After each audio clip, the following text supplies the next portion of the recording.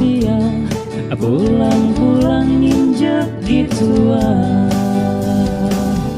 Aduh emak asik nih nonton dua-duaan, kayak nunggu dan tua di gedongan. Mau beli minuman, kantong kosong kondangan, malu ambil tunangan, kebingungan.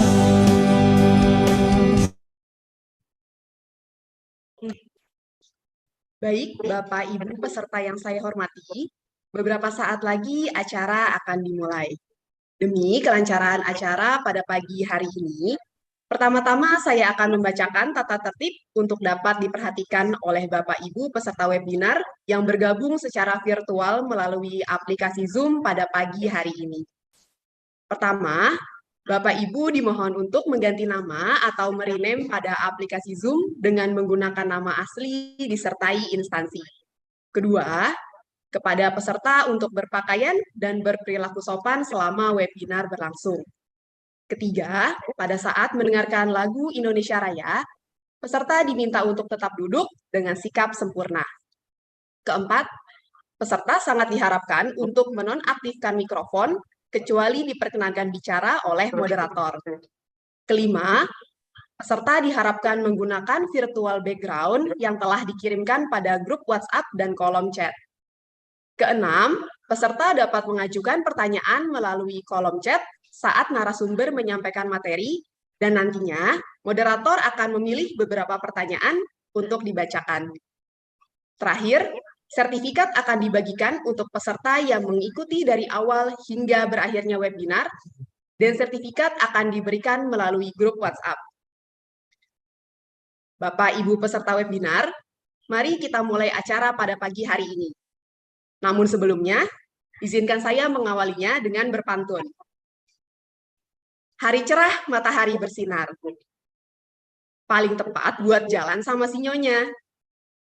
Selamat datang para peserta webinar. Terima kasih atas kehadirannya. Assalamualaikum warahmatullahi wabarakatuh. Selamat pagi. Salam sejahtera untuk kita semua. Shalom. Om Swastiastu. Namo Buddhaya. Salam kebajikan. Alhamdulillahirabbil alamin. Puji dan syukur mari kita panjatkan pada Tuhan Yang Maha Esa. Karena berkat rahmat-Nya, kita semua dapat berkumpul pada hari ini, Kamis 1 Desember 2022, untuk bersama-sama mengikuti webinar publikasi aktivitas pelindungan kebudayaan dengan judul Transformasi Museum di Era Digital yang dilaksanakan oleh Dinas Kebudayaan Provinsi DKI Jakarta. Izinkan saya memperkenalkan diri. Saya Syafrina Fauzia yang akan membawakan acara webinar pada pagi hari ini.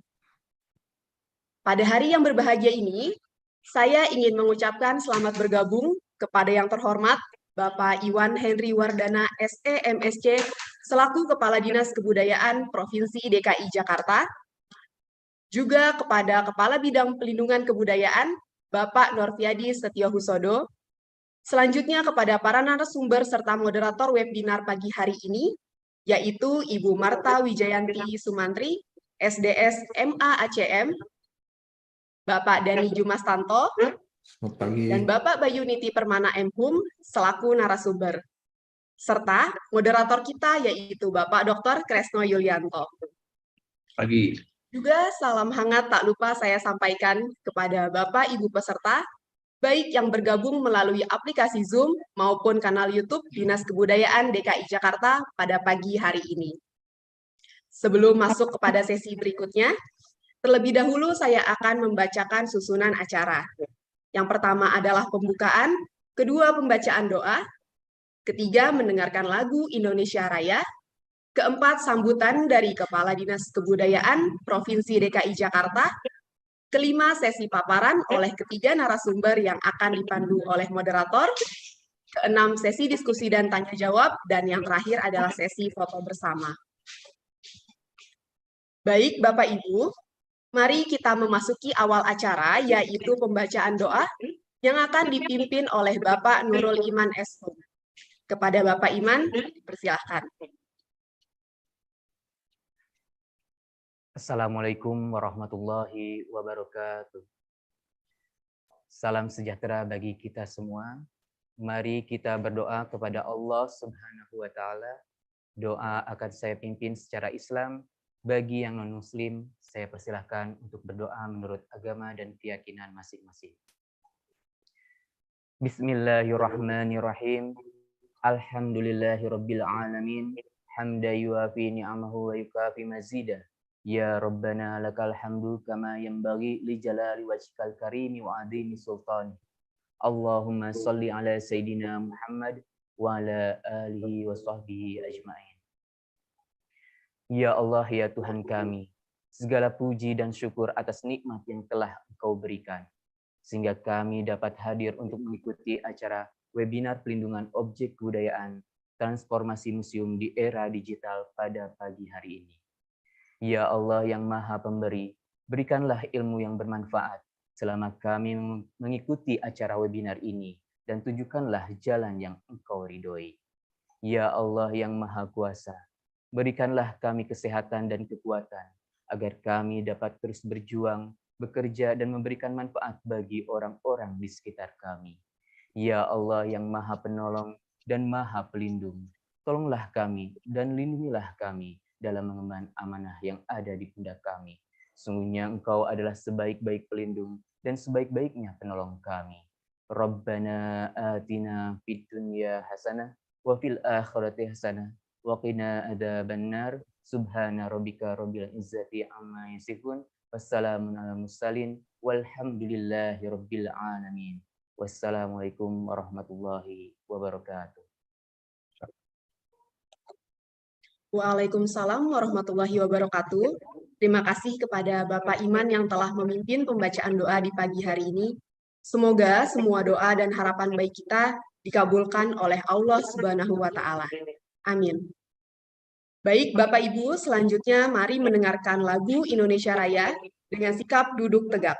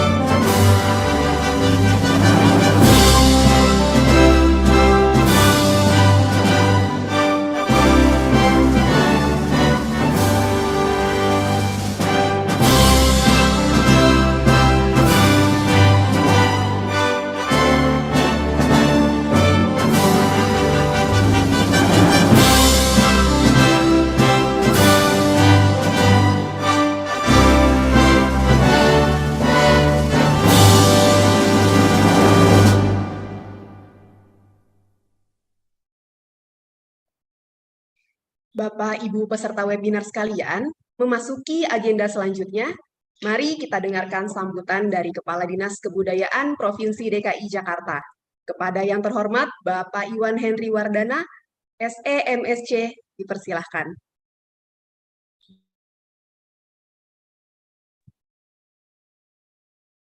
Bismillahirrahmanirrahim. Assalamualaikum warahmatullahi wabarakatuh. Salam sejahtera untuk kita semua. Om Swastiastu, Namo Buddhaya, salam kebajikan, Rahayu. Bapak Ibu sekalian, selamat pagi. Mudah-mudahan dalam kondisi sehat walafiat semua yang ada di Jakarta maupun yang ada di luar Jakarta. Terima kasih sudah berkesempatan hadir pada pagi hari ini mengikuti acara webinar publikasi aktivitas pelindungan kebudayaan. Salam dari ruang kantor Dinas Kebudayaan di Jalan Gatot Subroto 41, Jakarta Selatan. Mudah-mudahan Bapak Ibu yang ada di Jakarta maupun di luar Jakarta ini hadir dalam kondisi yang baik. Yang terjauh ini saya dapat kabar ada yang dari Kabupaten Muna, Sulawesi Tenggara. Ada juga yang dari Mataram, Bima, Bunehaba. Mudah-mudahan dalam kondisi sehat juga. Ada dari Berau, Kalimantan Timur, dan Kutai Kartanegara. Satu kehormatan, satu kebanggaan buat Dinas Kebudayaan bisa bersapa dengan kawan-kawan sanak saudara handai tolan yang ada di Indonesia. Terima kasih banyak. Kali ini kita sama-sama belajar, kita menyimak beberapa saat untuk mendengarkan para narasumber dan juga moderator yang memiliki kompetensi di bidang museum, khususnya terkait dengan transformasi museum di era digital. Dinas Kebudayaan Pemprov DKI Jakarta saat ini mengelola hampir 11 museum yang dikuasai secara aset oleh Pemprov DKI. Tapi secara kewilayahan, banyak sekali museum-museum yang ada di Jakarta, karena ada yang dikelola dan juga dikuasai oleh pemerintah pusat, ada juga yang private own atau dimiliki oleh perorangan maupun badan usaha. Nah, ini menjadi sebuah tantangan buat kita yang bekerja di Jakarta, tapi juga sebagai contoh bahwa begitu banyak niat-niat baik untuk melakukan koleksi dan proses menyimpan sebuah barang atau benda yang dinilai memiliki nilai sejarah terhadap perkembangan sebuah wilayah ataupun pribadi-pribadi yang baik. Bapak Ibu, kami dari Dinas Kebudayaan saat ini mengundang beberapa pembicara atau narasumber yang memang memiliki kompetensi yang bisa men-share ilmu dan wawasan pengetahuannya kepada kita semua. Mereka adalah Ibu Marta Wijayanti Sumantri. Terima kasih banyak Ibu sudah berkenan hadir di kesempatan pagi ini. Kemudian ada Dani Jumastanto, terima kasih banyak Bapak. Mudah-mudahan Bapak sehat terus, bahagia terus. Bantuin ya Pak, ini berkah buat ngebantu-bantu sharing ilmu buat kita semua. Ada juga beberapa tokoh Dinas Kebudayaan nih Pak, yang juga berkesempatan menyampaikan informasinya dan juga pemahamannya. Ada Mas Bayu Niti Permana, kemudian juga ada Safrina Fauzia dan kawan-kawan dari tim pelindungan Dinas Kebudayaan. Terima kasih banyak. Ada juga Mas Nurul Iman tadi membacakan doa.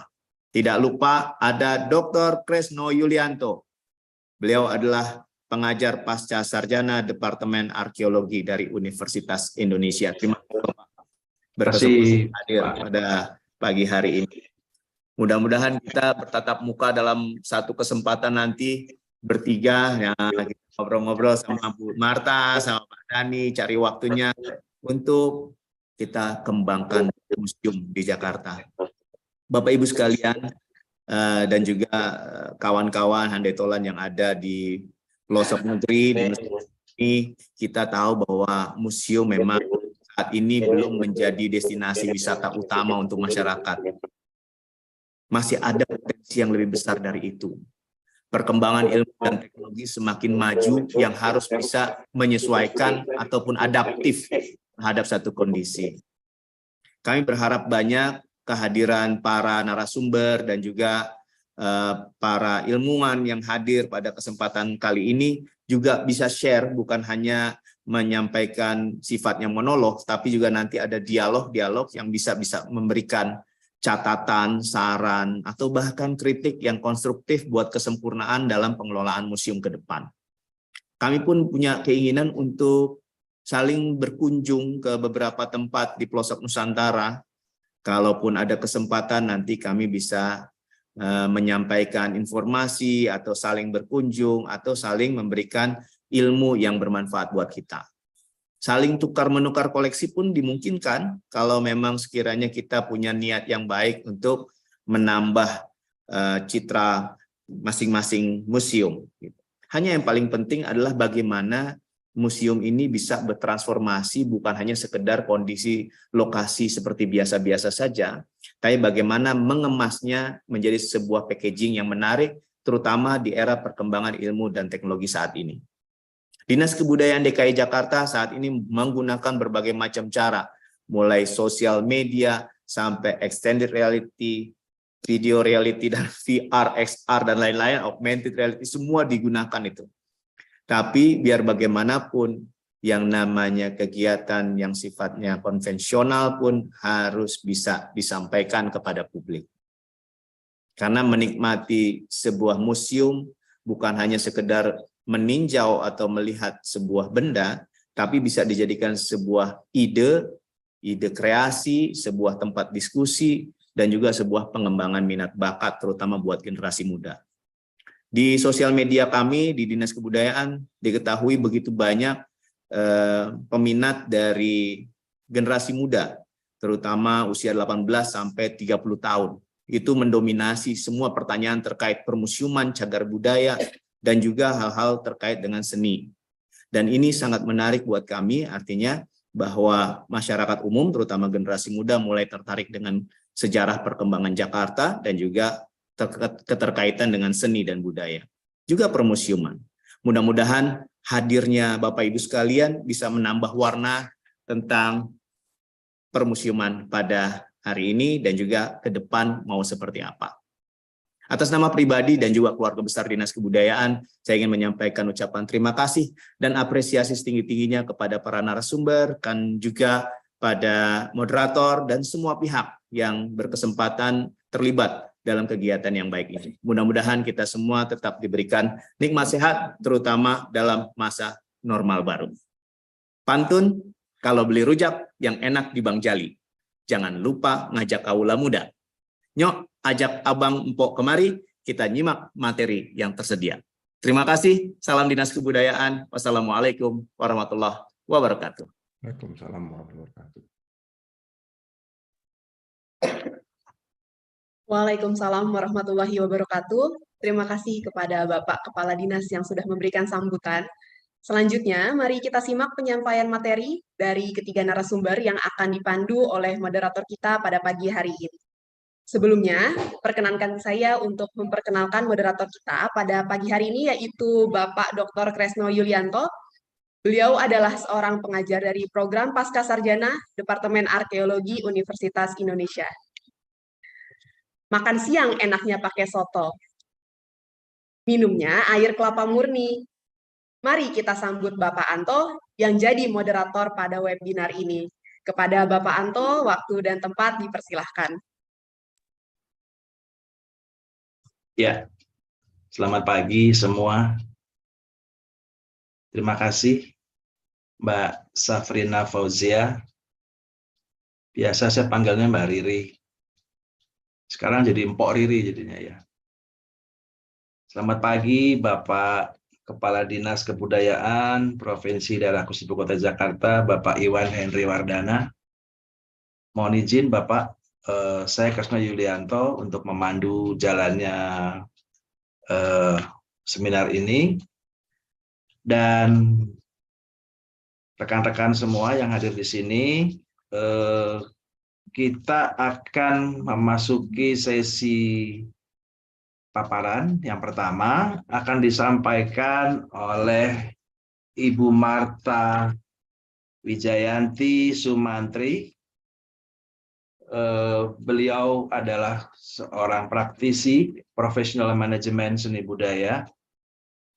Pendidikan dasarnya sarjana desain teknologi Bandung, ITB, tahun 2005. Menempuh pendidikan juga di LaSalle College of the Arts Singapore, ya, Magister of Art, Master of Art 2008, Master of Art and Cultural Management. Lahir di Berlin tanggal 17 April, dan pengalamannya kalau Bapak Ibu mau membacakannya, saya bisa sampai jam 12 siang nih, panjang banget soalnya. Tapi saya short aja ya, Ibu Marta ya.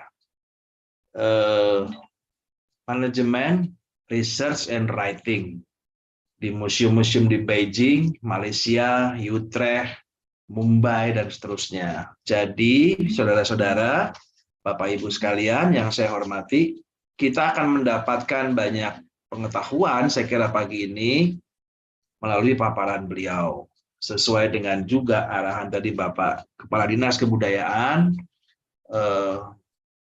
kita simak, karena kita akan bisa berbagi, dan nanti mungkin saya juga akan berbagi kesempatan untuk penanya, ya. Tadi cukup banyak saya kira dari ujung timur juga hadir. Dan untuk mempersingkat waktu, saya persilahkan Ibu Marta Sumantri untuk menyampaikan pokok-pokok pikirannya. Saya persilahkan Ibu. Terima kasih Pak Anto. Selamat pagi rekan-rekan semua, Bapak, Ibu, rekan-rekan di Dinas Kebudayaan.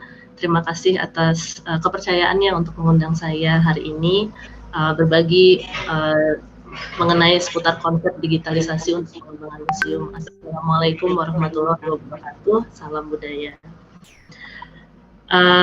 Nama saya Marta Sumantri, biasa dipanggil Marta. Sudah bekerja di bidang seni budaya sejak 2007 dalam berbagai kapasitas, hingga sekarang bekerja di sebuah organisasi non-profit.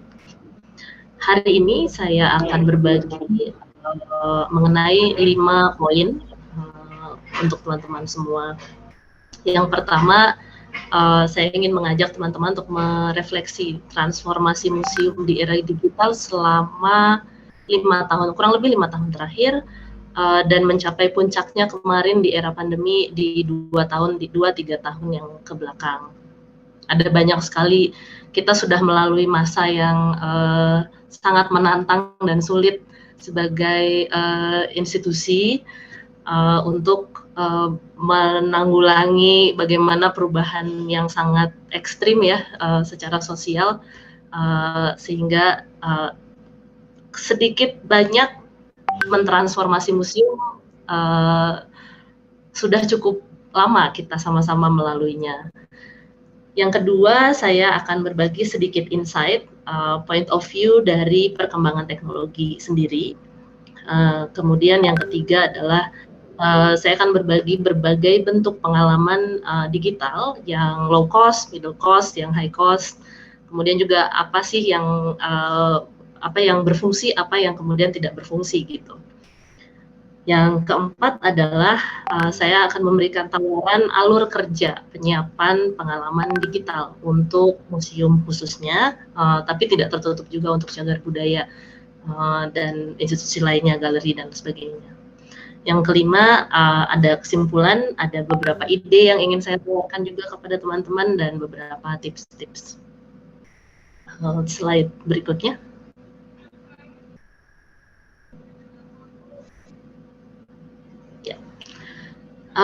Mungkin bisa dibilang sebetulnya sejak kita mengenal pembuatan website, museum sudah perlahan-lahan menampilkan dirinya secara digital ya di World Wide Web.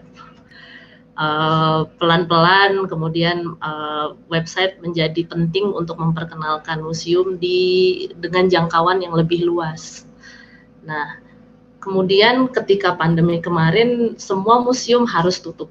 Tidak ada lagi kunjungan secara fisik untuk sementara waktu yang tidak dapat ditentukan kapannya selesai nih waktu itu. Banyak sekali kemudian institusi yang harus ganti pivot nih, yang tadinya fokus kepada kunjungan-kunjungan fisik, mungkin sedikit ada pengalaman digital, ada interaktif, kemudian semua harus online. Wah, banyak banget kan ininya sebenarnya. Dari kita mulai, gimana nih harus upload video, gimana harus dapetin like, kemudian banyak sekali istilah-istilah baru yang museum harus beradaptasi ya, mau nggak mau gitu. Wah, bagaimana ini semua program harus tetap jalan, bagaimana engagement tetap berjalan, tapi saya yakin banyak juga semua museum di seluruh dunia mengalami kendala-kendala ya untuk berhadapan dengan teknologi-teknologi yang harus di highlight gitu kemudian. Nah, saya ingin juga mengajak teman-teman untuk melihat lagi ke belakang. Setelah 2 tahun ini, ada satu aspek yang penting yang dimiliki oleh setiap museum, menampilkan museumnya di ranah digital. Slide berikutnya.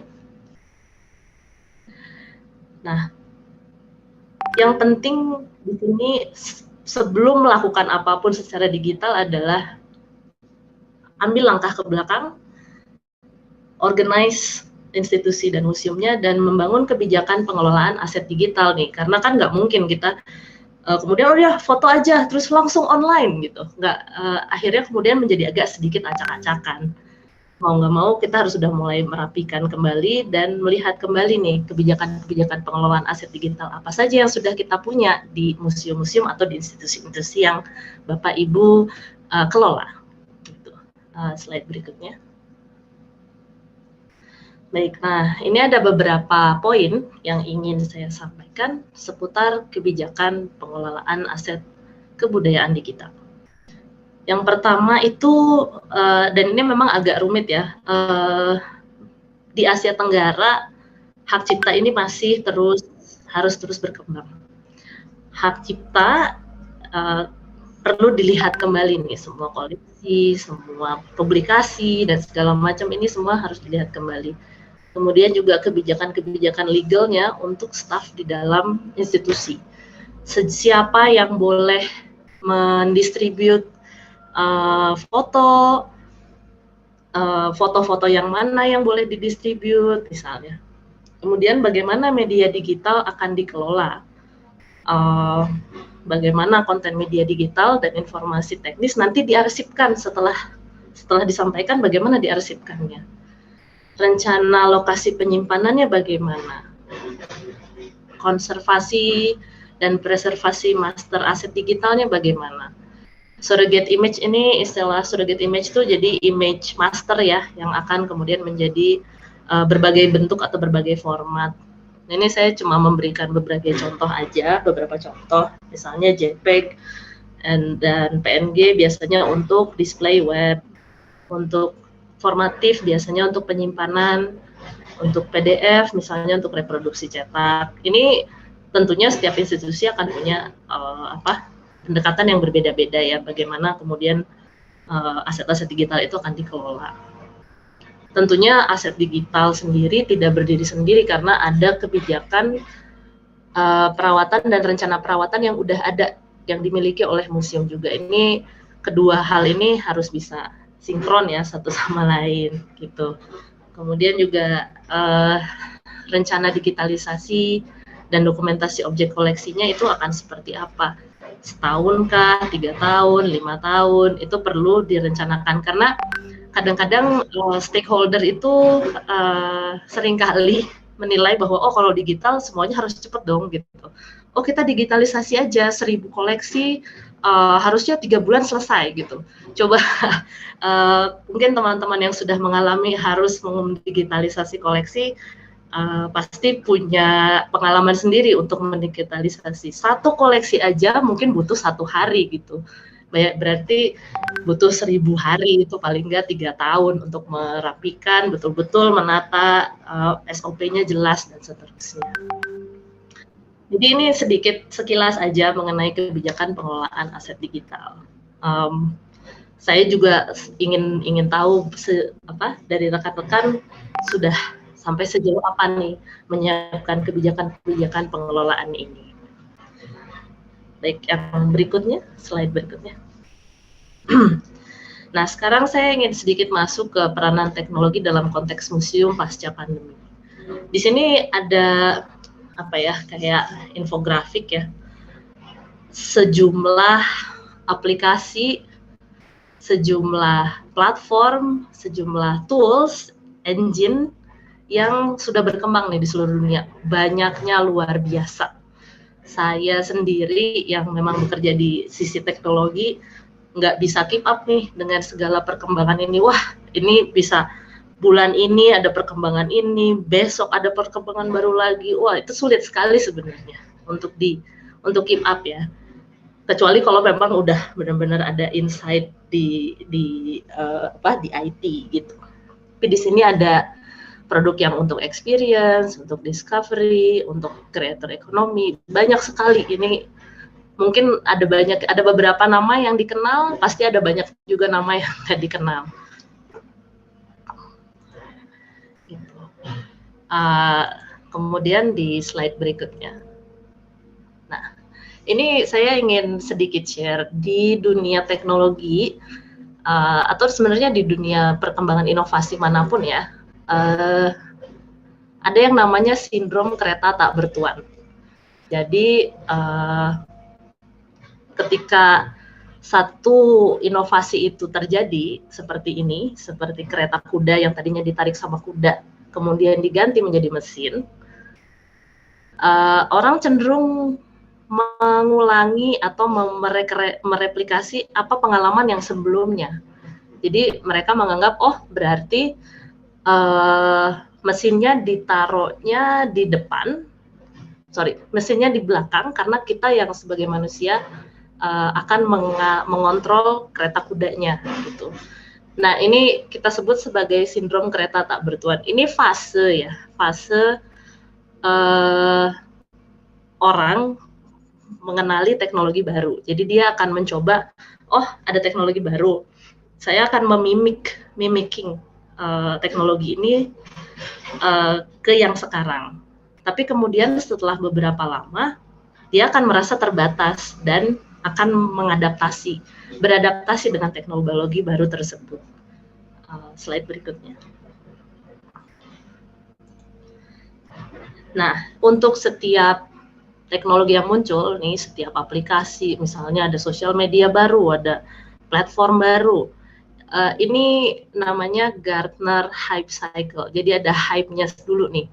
Orang kemudian, wah baru muncul, heboh banget kan, orang wah keren banget nih, harus pakai ini, harus pakai platform ini, dan sebagainya. Sampai kemudian akan tiba di peak of inflated expectation. Ketika dia sudah sampai di situ, dia akan drop tuh. Oh ternyata cuma sampai segitu doang nih teknologinya. Oh ternyata saya nggak bisa melakukan A, atau ternyata saya nggak bisa melakukan B dengan teknologi ini gitu. Kemudian turun nih hype-nya turun. Tapi setelah turun tuh dia akan sedikit naik kembali karena akan selalu ada orang-orang yang kemudian ingin memanfaatkan alat-alat ini menjadi sesuatu yang lebih produktif dan udah lebih kenal sama teknologinya. Nah kemudian dia akan mencapai plateau of productivity gitu.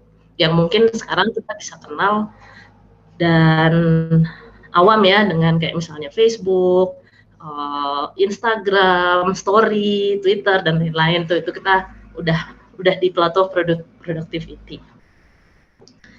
Nah, berikutnya.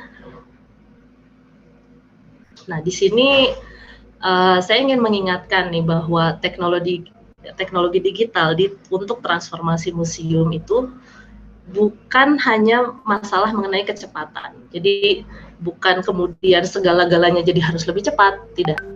Tapi bahwa teknologi digital ini memungkinkan jangkauan yang lebih luas. Jangkauan dalam artian yang tadinya saya cuma bisa cerita sama orang di Jakarta, saya bisa kemudian cerita sama orang di seluruh Pulau Jawa, atau malah lebih jauh dari Pulau Jawa. Dan kuncinya bukan di teknologi digitalnya sebetulnya, tapi di transformasinya. Bagaimana kemudian museum bertransformasi untuk menjangkau masyarakat yang lebih luas. Berikutnya.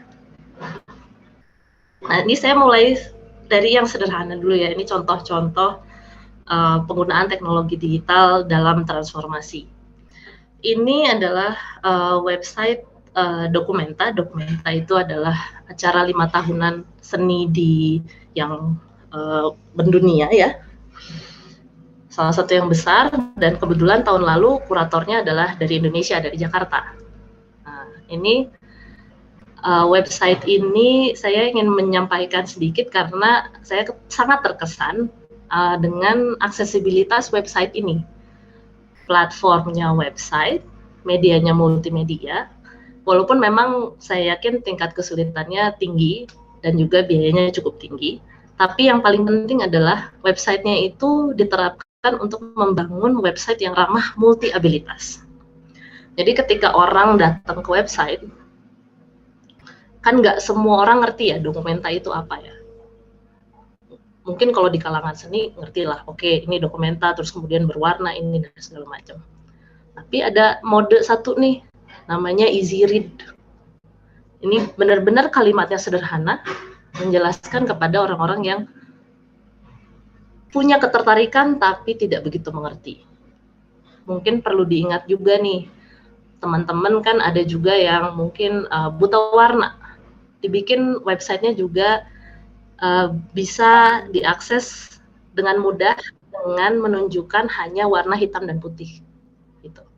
Ini apa ya? Mungkin agak terlewatkan karena orang mungkin sekarang udah berpikir website ya website aja gitu.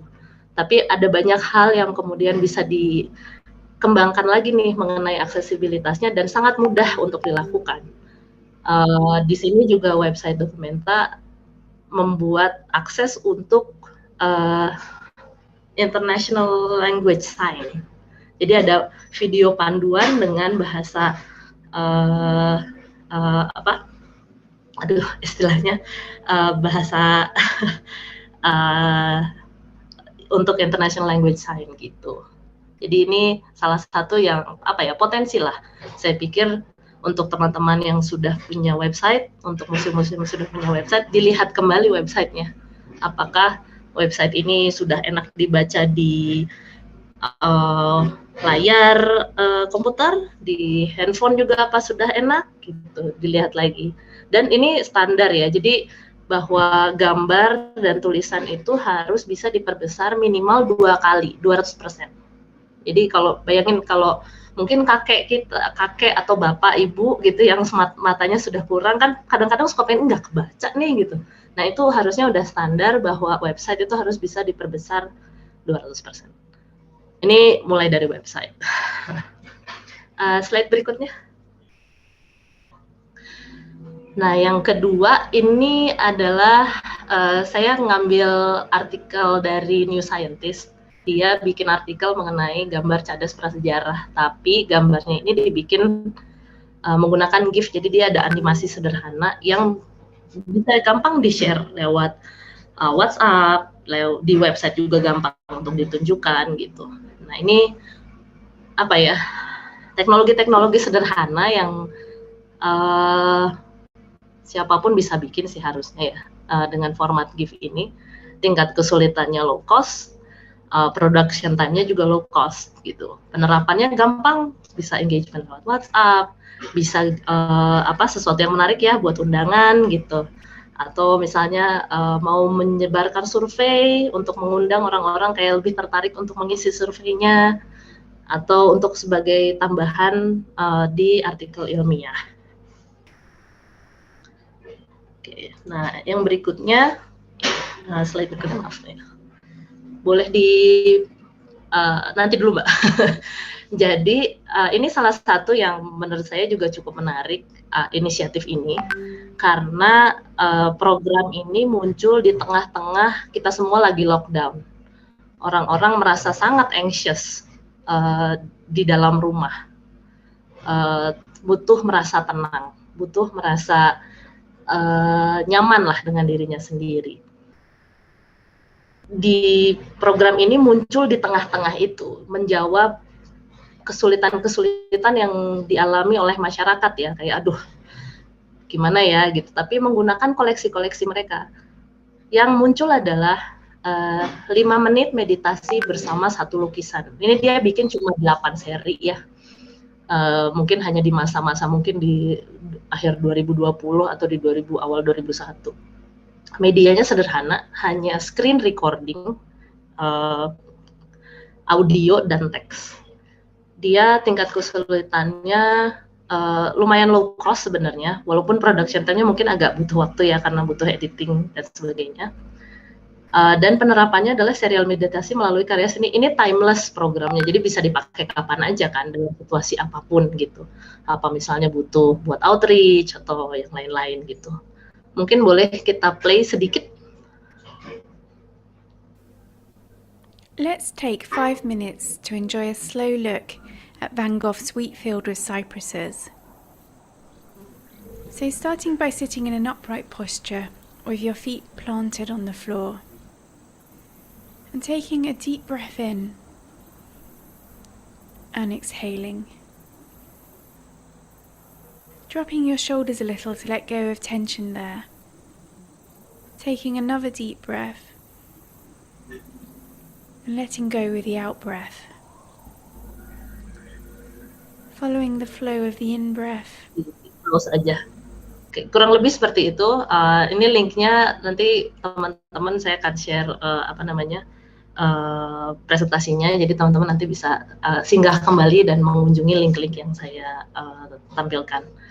Slide berikutnya. Let's. Oke, ini kebetulan saya bikin sendiri nih waktu itu, bikin bersama mitra ya, waktu saya bekerja di museum ini. Yang ini agak unik karena saya merespon seni performance yang judulnya Why Let the Chicken Run. Performance-nya itu ayamnya lari-lari, jadi senimannya ngejar-ngejar ayam, untuk menangkap ayam gitu. Nah, pengalaman itu berupa performance yang hanya bisa ditonton saat performance itu berlangsung. Ada sih videonya, tapi itu salah satu bentuk lainnya ya. Nah, bersama rekan-rekan ada di Bandung, memutuskan untuk membuat pengalaman ini kemudian menjadi salah satu gimmick ya, untuk membuat pengunjung penasaran. Medianya model 3D ayam hitam, sedikit animasi, tingkat kesulitannya ya bisa dibilang middle lah ya, cost-nya, cuman kita sharing biaya dengan barter sih. Kemudian penerapannya sendiri jadi muncul di display interaktif di ruang pamer, tapi juga jadi engagement di media sosial, dipakai juga untuk produk merchandise, dan juga ada gimmick buat di tiketnya gitu. Saya agak conscious soal waktu, jadi kita agak percepat sedikit ya. Next. Kalau yang ini mungkin teman-teman lebih familiar ya, untuk tour virtual 360, dia web based, medianya kamera, dia agak sedikit sulit, dia cost-nya lebih tinggi, produksinya juga butuh waktu, tapi bisa dipakai untuk di website, tour virtual, dan seterusnya. Next. Oke, pameran daring juga teman-teman mungkin udah lebih familiar juga, dia juga termasuk cost-nya lumayan tinggi ya. Oke, berikutnya. Nah, ini laser imaging 3D. Jadi dia merekam situs pemujaan leluhur di Afrika yang agak sulit dicapai, dan kemudian direkam, dibikin 3D-nya, jadi orang bisa lihat secara keseluruhan ini loh situsnya juga. Dia cukup high cost ya, dan high production time. Berikutnya. Ini beberapa inisiatif yang platformnya sosial media, live streaming juga relatif biayanya murah ya sebetulnya, dan production cost-nya juga murah, tapi dia cukup efektif sebenarnya kalau topiknya menarik. Nah, ini yang berikutnya. Ini saya mau bicara sedikit agak lama. Next slide.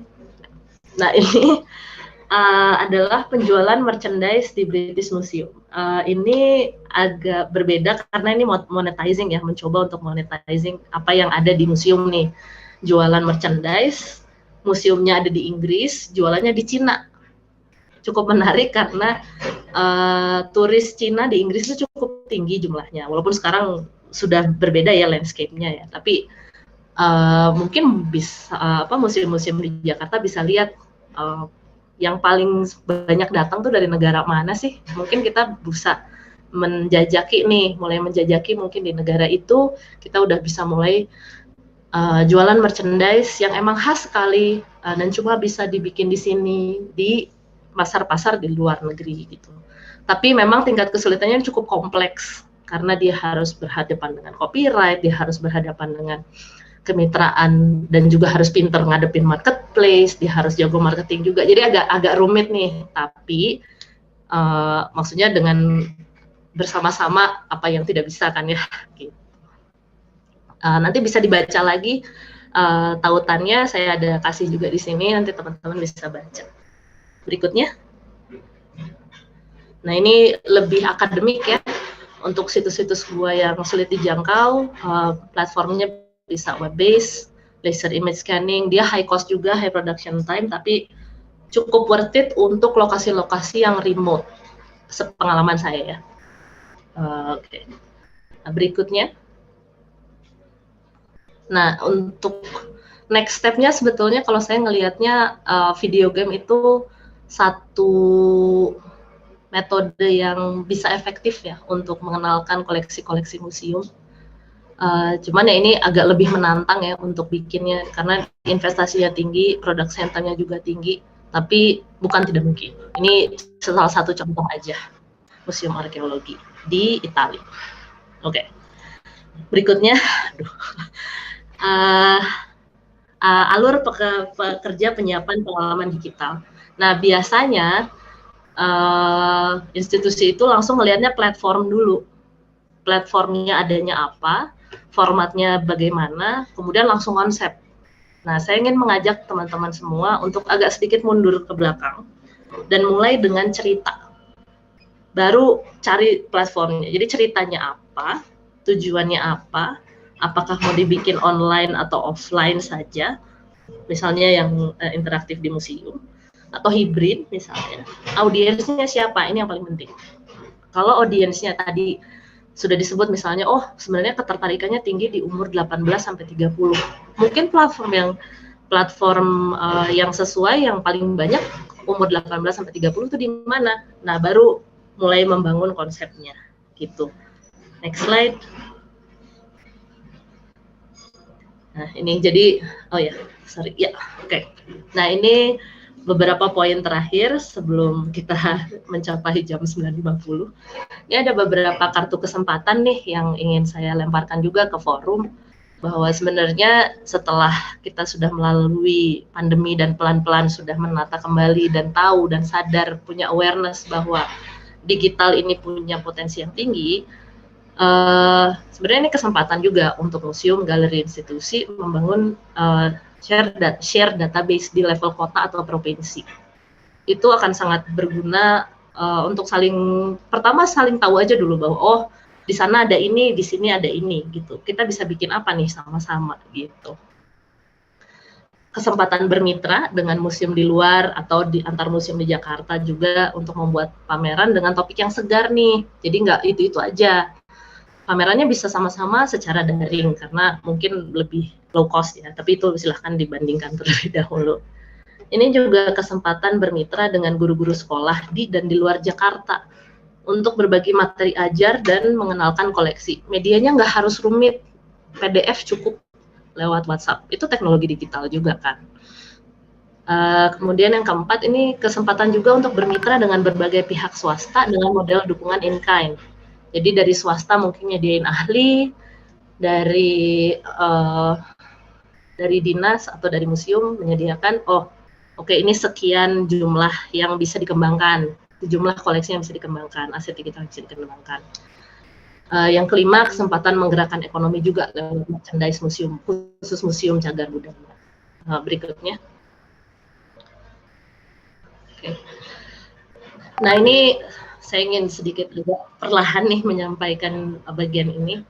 Dengan awareness ini untuk menyiapkan pengalaman digital, ada beberapa hal yang penting untuk diingat di setiap institusi. Yang pertama itu harus menghormati misi, proses, koleksi institusi, dan kelompok atau komunitas budaya terkait. Jadi jangan sampai ada, misalnya kita mau menampilkan artefak dari suku tertentu, kita harus aware sekali gitu, kita harus menghormati artefak tersebut di konteks budayanya sebelum kita menampilkan secara digital. Jadi jangan sampai ada Jangan sampai ada ketersinggungan gitu loh, gara-gara ditampilin di digital. Yang kedua, perlu diingat juga, membangun pengalaman yang baik untuk audiens itu perlu waktu. Jadi tenang aja, alatnya akan tetap ada di situ, toolsnya tetap ada di situ. Tenang aja, nggak usah FOMO gitu, nggak usah pengen cepet-cepet, pengen buru-buru, pengen ikut-ikutan hype gitu. Nggak usah seperti itu. Diingat bahwa teknologi digital itu memang ada sedikit mengenai kecepatan dan kecanggihan, tapi yang paling penting sebenarnya teknologi digital itu mengenai jangkauan. Ingat juga, teknologi itu hanya alat bantu. Jadi dievaluasi lagi, teknologi apa yang paling sesuai dengan pesan dan target audiens yang dituju. Yang keempat, isi, koleksi, materi, dan pesan adalah inti dari pengalaman digital, bukan teknologinya. Teknologinya itu sebenarnya background harusnya. Isi itu tetap yang paling penting. Kemudian yang kelima juga, kenali aja keterbatasan sumber daya institusi. Oh, kita bisanya sampai sini. Kita buka kanal kemitraan dengan yang lain. Dan yang keenam, jangan lupa untuk menyayangi audiens Anda, mudahkan pengalaman-pengalaman digital itu untuk diakses. Gitu. Baik, next slide. Ini ada 5 tips. Meskipun platform banyak berkembang, fokus saja pada platform yang audiens sudah familiar. Terus yang kedua, ini saya sering lihat nih, bikin acara, bikin futur virtual, bikin macam-macam gitu, ditampilkan secara digital, tapi lupa nyelipin call to action. Call to actionnya apa? Bisa, jangan lupa belanja merchandise ya, atau jangan lupa kunjungi museum kami ketika nanti sudah buka. Bisa macam-macam call to action-nya. Jangan lupa donasi atau jangan lupa apa gitu. Itu silahkan digarap sendiri ya masing-masing. Nah, ini juga perluas jangkauan koleksi, cerita, pengalaman institusi melalui kolaborasi. Nah, yang keempat, tentukan ciri khas komunikasi institusi Anda sama publik. Kalian mau berbicara seperti siapa? Terus yang kelima, ini dengan catatan ya, hindari mereka ulang pengalaman fisik museum ke pengalaman digital, karena beda. Itu udah 2 hal yang berbeda. Museum adalah museum, pengalaman digital adalah sesuatu yang lain. Jadi ciptakan keunikan yang terpisah untuk pengalaman digital dengan attention span yang pendek, karena orang di online itu attention span-nya pendek. Kita semua ngerasain lah, kayak ngelihat video 2 menit udah gitu. Baca pesan aja kadang sekilas aja gitu. Jadi pendek-pendek aja kalau untuk pengalaman digital. Baik, sekian dari saya, sedikit sedikit. Pesan terakhir dari saya, ciptakan pengalaman yang bermakna, apapun platformnya. Next slide. Terima kasih, senang sekali bisa berbagi. Kalau ada pertanyaan lanjutan, nanti kita ada sesi diskusi, tapi juga bisa menghubungi saya lewat email atau WhatsApp. Demikian. Terima kasih banyak. Saya kembalikan kepada Pak Anto. Baik, terima kasih Mbak Marta Sumantri. Ini materinya kuliah setahun nih ya, jadi sekian menit gitu. Ya Mbak Marta ya. Bayangkan kita dapat banyak di sini. Tip-tipnya, bahkan awareness-nya ya. Mau yang produksi murah, apa middle, apa yang highly, ada semua di materi ini. Alur kerjanya, bahkan juga terakhir ditutup dengan tip-tipnya, kartu kesempatan, ada macam-macam ya. Saya mencatat ada cukup banyak ya, tapi karena waktunya juga sudah masuk sesi kedua, nanti akan saya sampaikan di sesi diskusi untuk merefresh lagi materi Mbak Marta ya. Saya kira kita sepakat, ini kawan-kawan, saya mencatat juga ada begitu banyak partisipan hari ini. Jadi ada dari Museum Sriwijaya, Museum Langsa Aceh, Ulen Sentalu, bahkan Banjarmasin, Wajah Kaputing itu ada juga di sini, Museum Transmigran Lampung. Selamat datang semuanya.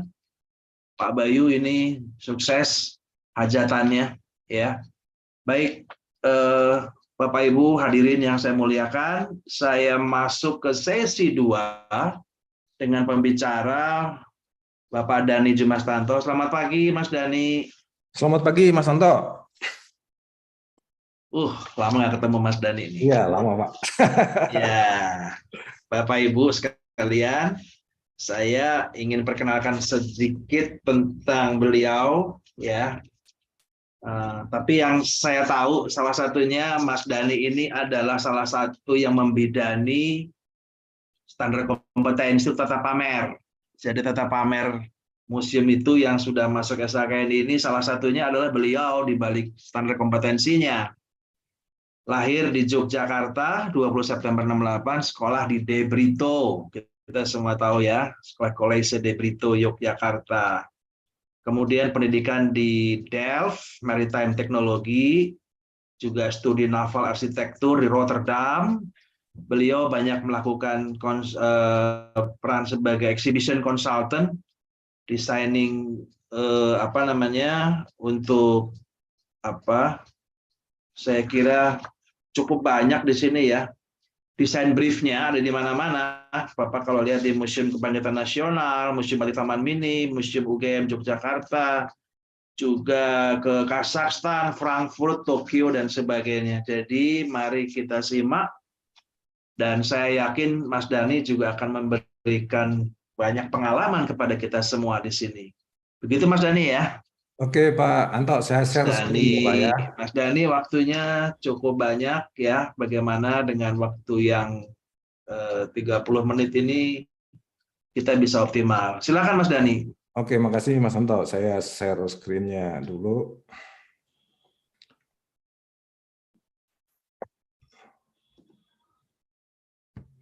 Sebentar. Kayaknya udah kepanjangan.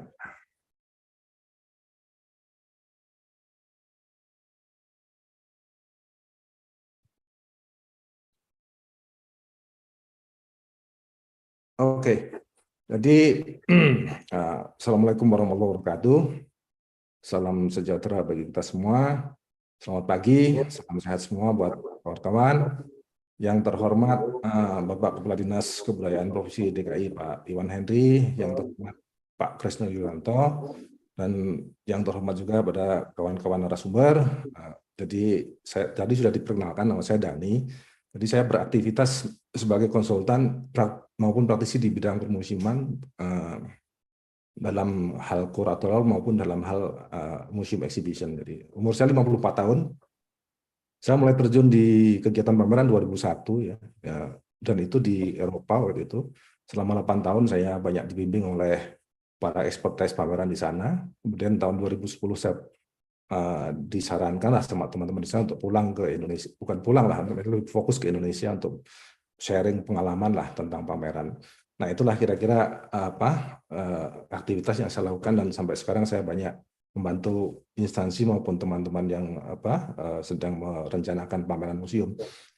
Nah, paparan pagi saya pagi ini yaitu sesuai judulnya di undangan, memang implementasi inovasi digital dalam tata pamer museum. Tapi saya lebih senang menyebutnya museum exhibition aja, karena itu kan terjemahan di PP di Undang-Undang Tata Pamer menurut saya agak sempit gitu ya. Kemudian saya akan bagi jadi 4 topik, 5 1 top gitu ya, penutupan. Jadi implementasi teknologi digital dalam museum exhibition. Jadi ada 4 topik itu. Yang pertama itu saya mau mengajak kembali melihat sejarah museum dan definisi museum. Karena dalam implementasi teknologi jangan sampai kita nanti tercabut tuh rohnya museum. Jadi makanya saya akan coba lihat flashback itu. Yang kedua, saya akan merefresh kembali proses perancangan tata pamer atau perancangan museum exhibition. Karena apa? Implementasi digital teknologi ya di situ ranahnya, proses di perancangannya gitu kan, bukan di belakang tapi di perancangan. Terus yang ketiga saya mau highlight tren-tren teknologi digital yang diaplikasikan di museum kita maupun di dunia gitu kan. Jadi kita kan sering tren ya, ada macam-macam sekarang tuh. Waktu pandemi tren virtual tour misalnya. Nah nanti akan saya kasih potret-potretnya. Yang keempat implementasi itu sendiri di dalam museum exhibition. Yang kelima, konklusi. Jadi saya di sini secara teknis nggak akan bahas teknis teknologinya, tapi urut-urutannya. Kemudian saya coba lihat sejarah museum ya, dari istilahnya ini ada quote bagus, jadi from cabinet curiosity sampai dengan cultural shopping experience gitu kan, sekarang semua tentang experience. Nah, kalau kita lihat dari masa cabinet of curiosity sampai dengan ke postmodern museum, kita nggak lepas pasti ada koleksi di situ. Jadi koleksi dan pameran gitu kan. Tapi kalau yang di awal itu memang sebelum jadi museum, dia tuh lingkungannya terbatas gitu. Jadi belum untuk seluruh masyarakat, itu masih terbatas tuh. Kemudian di masa museum modern dan postmodern ada pergeseran. Jadi yang awalnya museum itu kurator voice atau konsentrasi di objeknya gitu kan. Terus mulai dia memperhatikan pengunjung itu penting, jadi harus paham pengunjung itu latar belakangnya seperti apa kan. Yang diinginkan pengunjung seperti apa. Jadi terjadi pergeseran, tapi bukan berarti melupakan objeknya sendiri. Nah, itu kira-kira perjalanan. Sekarang saya lanjut lagi di tugas dan fungsi museum. Ini nggak usah saya bahas detail ya, karena ini kan pasti semua udah paham. Tapi kalau dirangkum ya, sebenarnya kan isinya melindungi, mengembangkan, memanfaatkan koleksi kan gitu kan. Nah, koleksi ini ada benda cagar budaya dan sebagainya. Kemudian mengkomunikasikan kepada masyarakat, terus melakukan pengajian, pendidikan dan kesenangan. Kemudian kalau kita lihat dari definisi ICOM-nya, jadi ICOM itu 1946 sampai 2002 yang barusan di-approve ya, karena 2019 kan tidak agak terjadi perdebatan sengit. Tapi intinya juga tahun 46 itu kan sebenarnya bicaranya juga koleksi permanent exhibition, tapi di situ terbuka untuk umum, tapi di situ masih masuk kebun binatang sama kebun raya gitu kan. Kemudian lanjut jadi lebih dijabarkan, jadi harus non-profit institusi, dia mengumpulkan, mendapatkan, mengkonservasi dan seterusnya. Intinya juga memamerkan, open to public. Untuk tujuan apa? Edukasi, studi dan enjoyment. Dan itu sampai 2007 juga, tapi ada lebih didetailkan di koleksi, jadi tangible and intangible gitu kan. Nah, PP dan undang-undang kita kan agak merefer ke yang 2007 ini kan. Nah, yang 2022 ada perubahan penekanan di non-profit, jadi not for profit gitu kan. Kemudian kata-kata acquire diganti collects, terus ada penekanan lagi di situ interpret gitu kan. Jadi sebelumnya nggak ada interpret, di situ ada interpret. Untuk apa? Untuk tetap edukasi, enjoyment, refleksi dan sharing pengetahuan. Nah, itu kira-kira supaya kita melihat ulang lah. Jadi kuncinya museum itu tetap di koleksi. Kemudian yang kedua, saya pengen melihat kembali ke proses. Jadi kan pameran di museum itu kan kompromi dari berbagai macam faktor lah. Ada kendala, ada masalah biaya, ada masalah kajiannya belum siap dan sebagainya. Ini ada masalah metodenya dengan teknologi atau dengan konvensional, itu kan kompromi. Nah, prosesnya seperti ini. Jadi kalau saya sering diminta untuk merancang pameran gitu ya, tapi 3 di atas itu belum dilakukan gitu, dari objek, content development sampai interpretif. Jadi merancang pameran museum, bayangannya cuma mendesain interior gitu kan, jadi yang di atas belum dilakukan. Prosesnya kan memang harus koleksi sama objek ya, kemudian baru pengembangan konten itu yang dalam gitu kan, baru kita bicara interpretive plan. Nah, di museum kita itu jarang, mungkin ada tapi saya belum nemu lah yang menyusun interpretive plan ini gitu. Kalau di museum-museum Eropa, Amerika dia menjadi standar kan, sebelum merancang pameran itu ya harus menyusunin dulu gitu kan. Nah, apa itu imperatif? Saya nggak akan panjang lebar, tapi intinya ada yang 3 itu, audience, collection, sama kajian. Nah, kita kan harus tajam tuh mengkaji audiensnya, tajam juga mengkaji koleksinya, sehingga nanti muncul interpretif. Kalau kita rangkum, kira-kira ada 3. Jadi konten yang perlu kajian tadi, koleksinya maupun objeknya. Kemudian audiens juga perlu kajian yang dalam, karena harus tahu kan target audiensnya siapa, yang dibutuhkan oleh pengunjung itu apa kan, yang diminati apa, sama background knowledge, harus tahu pengunjung itu macam-macam. level pendidikan maupun knowledge-nya. Jadi kita harus cari target audiens yang sesuai dengan apa pesan yang akan kita sampaikan, kan gitu. Ya, kuncinya di metode. Makanya saya kenapa tadi balik ke sini, karena proses, jadi implementasi teknologi itu kan masuk ke proses metodenya ini, gitu kan. Jadi komunikasi metodenya seperti apa? Communication channel-nya apa? Bagaimana? Tapi ini semua tidak boleh lepas dari misi museum, jadi harus relevan, jadi nggak boleh keluar. Terus kemudian masih tanya apa objektifnya dari komunikasi. Dari 3 ini, museum baru bisa mengidentifikasi outcomes-nya. Nah, jadi sebelum itu harus identifikasi dulu. Dengan misalnya kita memamerkan itu, apa sih harapannya, hasilnya? Apakah hanya sekedar menghibur misalnya? Ataukah memang ada makna atau pesan yang tersampaikan, kan gitu. Nah, itu proses ini dilakukan di proses interpretif gitu. Nah, kalau dirangkum keywordnya ada 3 sebenarnya. What, to whom, sama how, gitu kan. What itu kepada siapa? Apa sih makna atau pesan yang akan disampaikan? Kepada siapa ya harus dikaji tadi. Target audiensnya siapa, gitu kan? Pesan itu disampaikan. Nah, di how ini kan implementasi teknologinya misalnya. Bagaimana dengan yang mana kan pesan itu akan disampaikan. Jadi sebelum kita masuk ke implementasi inovasi teknologi di tata pamer, ya kita harus membuat exhibition strategi. Jadi strategi itu museum harusnya punya itu exhibition strategi. Selain dari nanti juga ada namanya exhibition policy gitu kan. Nah, itulah kira-kira kenapa saya ngajak flashback, karena proses implementasi teknologi masuk ke ranah perancangan. Nah, kemudian yang ketiga, saya sedikit akan meng-highlight ya teknologi digital di museum atau tren penggunaan teknologi yang sekarang itu banyak di Indonesia lah. Maksudnya Indonesia sama dunia. Nanti saya tidak mengkritik dan berkomentar, tapi saya cuma mempotret aja apa yang terjadi gitu.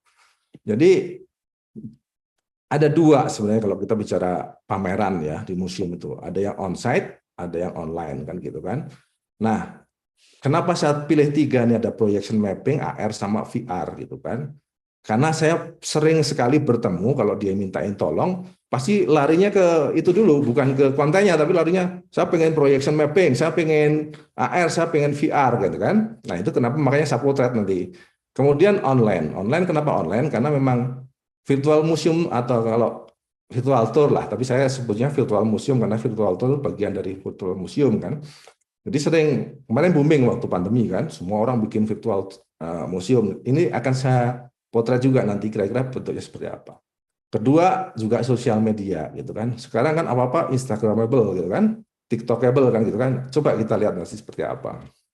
Nah, saya lihat orang sekarang lagi demam imersif teknologi gitu kan. Jadi memang imersif gitu kan. Nah, saya lihat ada Galeri Nasional tuh 2020 ya kalau nggak salah akhir 2020 itu melakukan pameran, judulnya ada pameran imersif Avandi gitu kan. Nah, ini pameran ini kan 2020. Terus sebelumnya itu ada pameran Van Gogh memang immersive exhibition gitu. Tapi itu originalnya 2008, boomingnya di 2000 pandemi sampai sekarang itu booming banget dan itu memang ya imersif, spektakuler gitu kan. Dan memang pengunjung banyak, 5 juta pengunjung sampai hari ini gitu kan. Nah, saya sebenarnya ingin mencuplik sedikit memplay gitu, tapi nggak tahu waktunya cukup apa tidak. Tapi coba saya klik yang Van Gogh aja sebentar.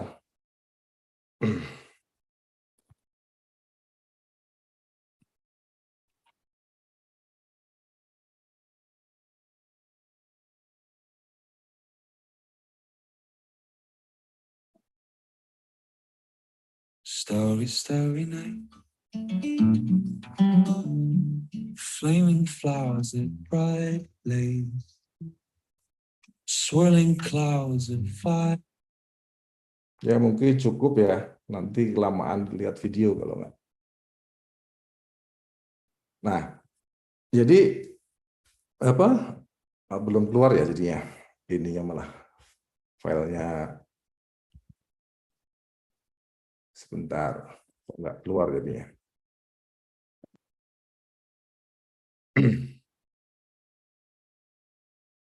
Nah, balik. Jadi saya pengen jadi dari dua pameran ini secara teknologi hampir mirip lah. Cuman ada lesson learn yang berbeda dari sini gitu. Kalau yang di Galnas itu saya nggak tahu karena apa behind the scene-nya ya. Cuman dia memang teknologinya hampir mirip, mungkin terinspirasi atau referensinya ke Van Gogh gitu kan. Cuman ada dua perbedaan yang menyolok gitu. Kalau di PKN itu kan yang menyalakan Galeri Nasional dan itu biayanya APBN kalau nggak salah. Nah kalau di Van Gogh ini memang pure business gitu. Jadi dia memang entertain, perusahaan untuk mengentertain gitu. Jadi bayarnya mahal sekali dan banyak kritikan juga sih sebenarnya dari sisi artnya segala macam. Nah tapi kalau saya bahas ini tentang ini mungkin panjang ya. Tapi sebenarnya dia bukan diselenggarakan oleh museumnya gitu. Jadi dia memang perusahaan-perusahaan hiburan lah, entertainment itu memang keliling dunia gitu kan. Dan dibiayai oleh mereka karena museum nggak mungkin biayanya mahal sekali ini. Nah itu contoh yang imersif pertama. Kedua, baru-baru ini kan Museum Nasional juga buka tuh pameran imersiva namanya. Saya belum lihat, saya pengen lihat juga. Tapi secara teknologi dan stylenya mirip lah sama Van Gogh, cuman kontennya aja yang berbeda gitu. Nah, ada pembanding nih benchmark saya yang Singapura gitu. Sama teknologinya gitu, tapi mereka interaktif gitu. Jadi kalau itu kan tentang story of forest gitu. Jadi kalau kita bawa aplikasinya, kemudian kita foto di binatangnya gitu kan, itu bisa kita keluarkan tuh 3D-nya binatang sama informasinya. Jadi kita sambil jalan bisa koleksi binatang yang difoto itu. Begitu kita keluar kita bisa bandingin sama teman misalnya sebelah, pasti binatangnya beda gitu kan keteraikan. Dan hebatnya lagi binatang yang sudah dikolek dia nggak akan ketemu ke depannya lagi gitu. Jadi lebih interaktif lah. Yang ketiga itu tentang virtual reality, saya nggak akan buka juga. Nanti linknya ada semua itu, nanti kalau di paparan bisa diklik. Itu lebih canggih lagi, itu Prancis. Tapi dari semua ini rata-rata memang kalau di luar negeri itu pembiayaannya bukan oleh museum rata-rata ya. Yang membiayai itu foundation atau sponsorship, kayak di Amerika itu misalnya AT&T lagi promo 5G gitu kan, nah, dia bikin itu gitu. Jadi dia bukan biaya dari museum sendiri.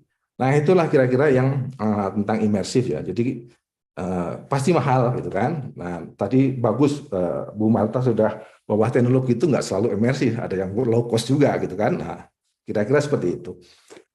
Kemudian saya mau akan lihat yang online gitu kan.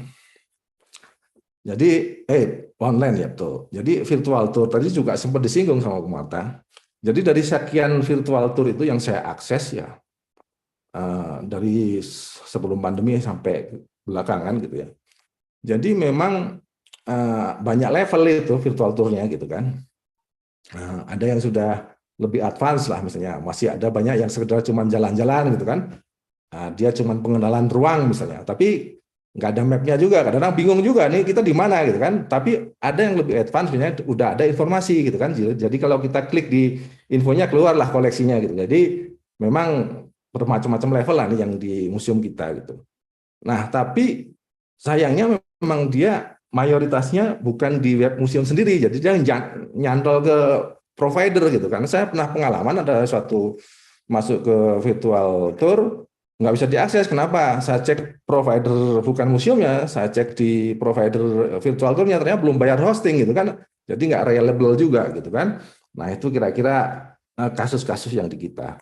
Kemudian tadi pemanfaatan website kan, agak susah juga saya waktu menganalisa pakai web analitik ini karena museum-museum kita kan belum banyak yang punya address sendiri gitu kan, masih banyak yang di subdomainnya instansi dan sebagainya. Jadi saya coba yang bisa saya akses nih ya, ada 5 nih kan, Museum Tekstil, Muskitnas, Galeri Nasional, ada Museum Macan juga. Jadi kalau kita lihat dari visitnya nih ya, per bulan ini saya potret selama 3 bulan. Jadi paling banyak visitasi itu Museum Macan 51.000 misalnya, Museum Nasional 44.000, yang lain lah ikut. Nah, tapi kalau kita compare sama leading museum di luar, ya kita memang belum ada apa-apanya gitu. Misalnya Louvre aja 3.500.000 per bulan gitu kan. Tapi nggak apa-apa. Jadi kita tuh kalau lihat tuh kita pengen kemana sekarang kan museum-museum teman-teman selalu mengajukan ke British Museum, ke Louvre, tapi inilah faktanya kalau kita lihat penggunaan website atau akses online-nya gitu kan. Nah, ini saya bicara total visit ya, bukan apa namanya, bukan apa, unique visit. Kalau tadi visit total, kalau unique visit itu bisa misalnya berapa kali satu orang berapa kali masuk dihitung satu. Jadi ini kayak pengunjungnya. Tetap sama tapi memang nggak lebih sedikit daripada visit. Nah, kemudian sosial media. Karena saya ngambil Instagram sama YouTube nih yang dimanfaatkan oleh museum. Jadi saya lihatnya follower sama subscriber gitu ya. Jadi kalau lihat di kita, Instagram follower paling banyak memang Museum Nasional, kita lihat sebagai benchmarknya ya, benchmark nasional, yang lain di 17.000 dan sebagainya. Terus kemudian di subscribe YouTube-nya, Museum Nasional itu 8.900. Tapi kalau kita compare lagi sama di museum-museum yang suka kita jadikan referensi, misalnya Museum Nasional 80.000. Nah, Louvre itu 5 juta gitu loh followernya. Jadi jauh sekali gitu kan. Makanya ya nggak ada salahnya sih kita membenchmark ke sana gitu kan. Kita kan pengennya ke depan lebih bagus gitu kan. Tapi inilah fakta gitu loh. Jadi seolah kita sudah, saya udah Instagram, saya udah masuk ke YouTube, tapi sampai di mana sih sebenarnya kita gitu. Nah, ini untuk apa, komparasi saja.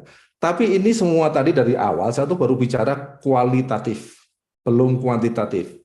Kalau bicara kuantitatif belum kualitatif. Sebenarnya kan harus lihat lagi kualitatifnya. Dia itu nge-like apa Instagramnya, atau dia nge-like apa YouTube-nya. Coba kita lihat lagi. Nah, ini. Jadi kalau Instagram tadi yang dari museum-museum yang saya ambil sampelnya, misalnya apa, Museum Nasional, ternyata dia yang paling banyak di-like di periode 3 bulan itu tentang promosi pameran imersif, itu banyak yang like dan komen gitu kan.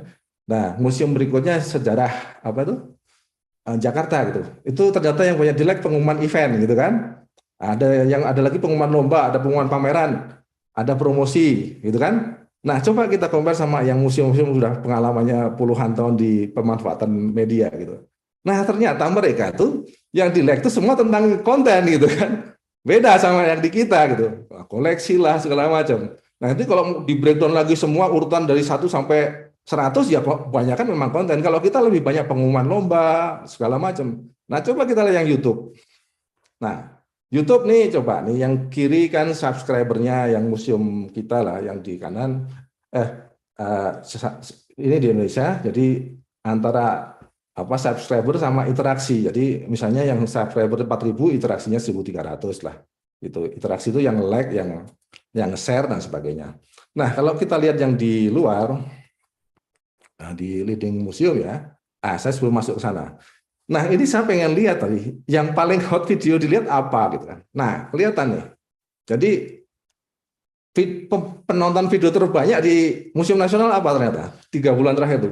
Ternyata babak penyisian lomba, nggak tahu saya lomba apa gitu kan. Kemudian yang di sejarah tentang event musik gitu kan. Terus event batik dan sebagainya. Terus yang engagement rate-nya tinggi, artinya interaksinya tinggi, ya nggak jauh-jauh lah. Tapi ada yang agak beda tuh, misalnya museum tekstil tuh.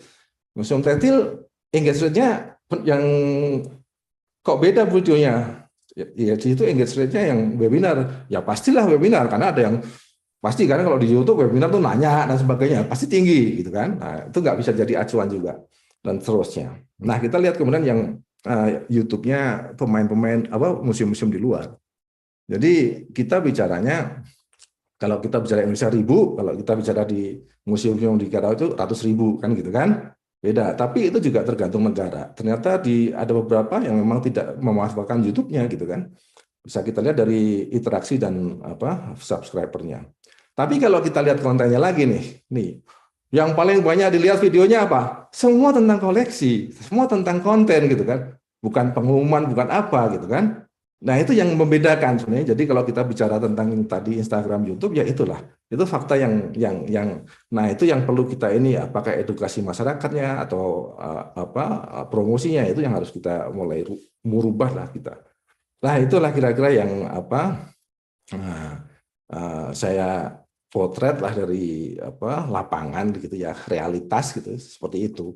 Nah, yang keempat baru saya akan bicara mengenai implementasi teknologi digital dalam museum exhibition. Jadi ada quote di bawahnya ya, bahwa tidak semua orang itu menginginkan digital gitu kan. Banyak juga yang prefer objek gitu kan. Jadi di sini museum itu harus pinter-pinter nih. Tapi bagaimanapun juga ya tetap mau objek, mau konvensional, mau tradisional, mau digital, itu tetap harus menarik pengunjung, itu wajib. Nah, balik lagi saya ulang yang awal, jadi dalam mengimplementasi teknologi digital ya prosesnya dari situ, visi misi, kemudian interpretif, ada museum exhibition strategi, baru kita menerapkan mau di online atau paralel, biasanya sih onsite atau online gitu kan. Nah, memang dengan keberadaan digital teknologi itu memang cara kita memamerkan tuh harus sedikit berubah, tapi prosesnya tetap sama. Nah, implementasinya seperti apa gitu kan? Tadi sempat disinggung sama Umarta, ada yang low cost, ada yang high cost gitu. Nah, ini ada yang visual informasi display, misalnya touchscreen gitu kan, ada yang proyeksi, ada yang 3D, ada yang VR dan sebagainya. Nah, ini ada beberapa 114. Itu masing-masing. Tapi saya nggak akan bahas detail, ini habis waktunya bahas detail kan. Cuman kita kalau mau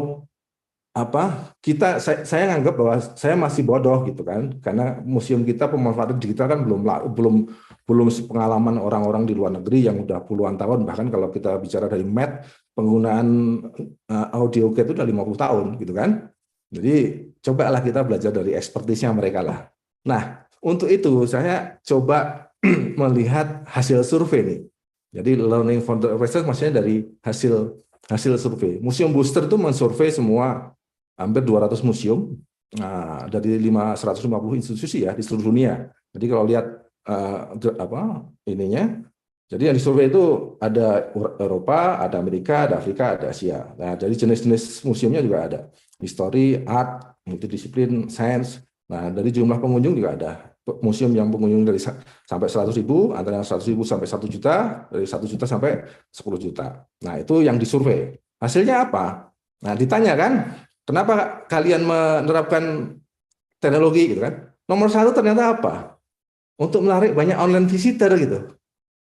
Bukan onsite. Kenapa? Itu ada penjelasan sebenarnya. Jadi kenapa online? Nah, nanti kan tadi sempat disinggung bahwa murah biaya dan sebagainya. Itu satu-satu tuh bisa didetailkan sebenarnya. Nomor 2 kan untuk mengimprove level relevansinya lah kontennya tadi. Ini saya nggak akan jelaskan satu-satu, waktunya kan 30 menit. Tapi gambarnya kelihatan gitu kan. Jadi inilah yang alasan mereka mengimplementasikan gitu.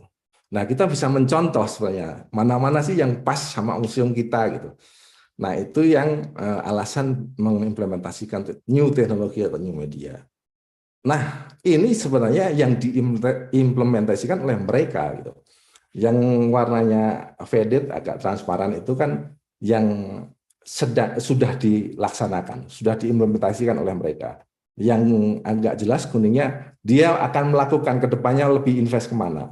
Jadi kalau kita lihat nomor 1 sih masih tetap konvensional audio ya, maksudnya sama video gitu kan. Touchscreen juga masih. Yang nomor 3 projection juga masih, tapi justru projection itu rata-rata mau diturunkan gitu pemanfaatannya. Kenapa? Ya pasti ada alasannya, mungkin cost-nya tinggi dan sebagainya, fragile, risk-nya besar kan gitu kan. Semua pasti ada risk-nya. Semua ada advantage, ada benefit, tapi ada tantangan juga. Jadi memang pemilihan tipe medianya itu harus benar-benar bagus gitu. Nah, ini bukan saya yang bicara, tapi ini dari hasil survei ya. Dan Museum Booster itu melakukan survei setiap tahun. Nah, itu yang dari sisi untuk pameran. Juga pemanfaatan untuk mengkolek data, itu yang jarang dilakukan oleh museum kita gitu kan. Mungkin mengkolek iya, tapi jumlah kunjungan saja gitu kan, atau mungkin demografi ya. Tapi jarang yang sampai dalam. Jadi saya highlight di sini yang visit pattern and visitor flow itu. Saya belum pernah ya nemuin lah. Mungkin ada tapi saya belum pernah ketemu. Itu sangat penting sekali karena di situ bisa tracing pengunjung. Dengan teknologi kan misalnya orang bawa HP, itu bisa di tracing. Dia berhenti di mana, di pameran sebelah mana, berapa lama, ada pameran yang dilewat juga nggak? Nah itu kan feedback yang bagus gitu. Oh ternyata favorit ini exhibit ini gitu kan, karena dia berhentinya lama gitu kan. Ada exhibit yang dilewatin terus. Nah ini pemanfaatan teknologi ini yang jarang dimanfaatkan oleh kita juga. Nah itulah kira-kira pemanfaatan teknologi yang bisa diimplementasikan di museum-museum kita nantinya. Nah jadi selain itu ada yang perlu dipertimbangkan lah selain itu dalam memanfaatkan teknologi. Nomor satu, jadi pemanfaatan teknologi itu harus relevan. Menjadi relevan kalau museum itu paham betul sasaran apa yang akan dicapai gitu. Jadi pemanfaatan teknologi digital dengan potensi yang sangat besar itu dimanfaatkan dan dikembangkan, itu saya garis bawahi, dengan bijak dan benar gitu kan. Kedua, jadi pemanfaatan itu harus meningkatkan pengetahuan, menginspirasi dan merangsang imajinasi pengunjung. Nah, nomor 3 ini yang sering kejadian nih. Jadi dalam implementasi teknologi digital atau digital baru lah, jangan sampai itu melupakan identitas museum, karena museum itu dibangun dari nilai penting koleksi. Nah, di era digital ini memang museum banyak dituntut kan. Ayo banyakkan nyari pengunjung, ayo engagement, harus entertain, harus segala macam. Nah, galau di museum ini kan, galau akhirnya mereka sering terjebak jadi pemain multimedia gitu kan, melupakan fungsi peran utamanya terhadap koleksinya. Itu yang sering terjadi gitu. Jadi harus hati-hati makanya. Nah, keempat, jadi dalam penggunaan atau pemanfaatan teknologi kita sebenarnya ada pertanyaan yang harus dijawab oleh museum sebelum mengimplementasikan itu. Apakah pengunjung akan memahami pesan, makna yang akan disampaikan di pameran itu, gitu kan? Itu harus dijawab oleh museum itu waktu dia mau mengimplementasikan. Jadi tergantung lagi, kalau memang tujuannya cuma untuk menarik penonton, tidak menyampaikan makna, ya boleh-boleh saja, itu kan hak-haknya museum juga. Tapi apakah museum seperti itu kan gitu? Nah, 5, jadi ini pada realitas nih, kenyataan ya, sayangnya banyak museum yang tidak melakukan pertimbangan dan kajian yang menyeluruh sebelum memanfaatkan ini, sehingga mereka sudah mengeluarkan biaya yang banyak, tapi akhirnya sia-sia karena salah misalnya gitu kan. Jadi karena itu makanya implementasian teknologi digital perlu direncanakan dan dilaksanakan dengan tepat sasaran dan memastikan pengunjung itu kunjungan ke museum memberi makna. Nah, penutup nih, mudah-mudahan nggak lewat Pak Anto ya. Jadi saran dan konklusi ya. Jadi ini ada quote saya tulis ya cukup lumayan menarik gitu ya. Jadi storytelling sendiri itu adalah kan sudah merupakan seni tersendiri ya, sulit gitu sebenarnya. Jadi misal kita misalnya hanya menambahkan, misalnya mengintegrasikan dengan AudioGate atau dengan virtual reality atau mendevelop proses mapping, tapi kalau di situ nggak ada makna di belakangnya ya nggak cukup gitu loh. Artinya itulah. Nah, ada kesimpulannya nomor 1. Kalau ditanya, perlukah museum mengimplementasikan new teknologi, new media dalam pamerannya? Jawabannya iya. Dengan pesatnya perkembangan teknologi digital dan perubahan budaya digital generasi sekarang dan mendatang, pengimplementasian digital dalam pameran museum itu harus dilakukan. Tapi ada tapinya, dengan bijak, benar, dan tepat sasaran itu kan. Kedua, museum harus memahami bahwa teknologi digital berkembang sangat cepat dan perkembangan teknologi digital itu cepat usang gitu kan. Nah, dulu handphone misalnya keluar tuh misalnya 2 tahun sekali, sekarang wah semakin cepat, nggak sampai setahun udah keluar. Dan cepat obsolete nanti yang kita aplikasikan kalau nggak kita pintar-pintar. Sehingga biaya besar yang dikeluarkan dalam mengimplementasikan new teknologi harus diperhitungkan dengan matang supaya nantinya tidak sia-sia kan gitu. Untuk itu museum tuntut kepandaian dan kehati-hatian dalam merencanakan pemanfaatan teknologi digital ini.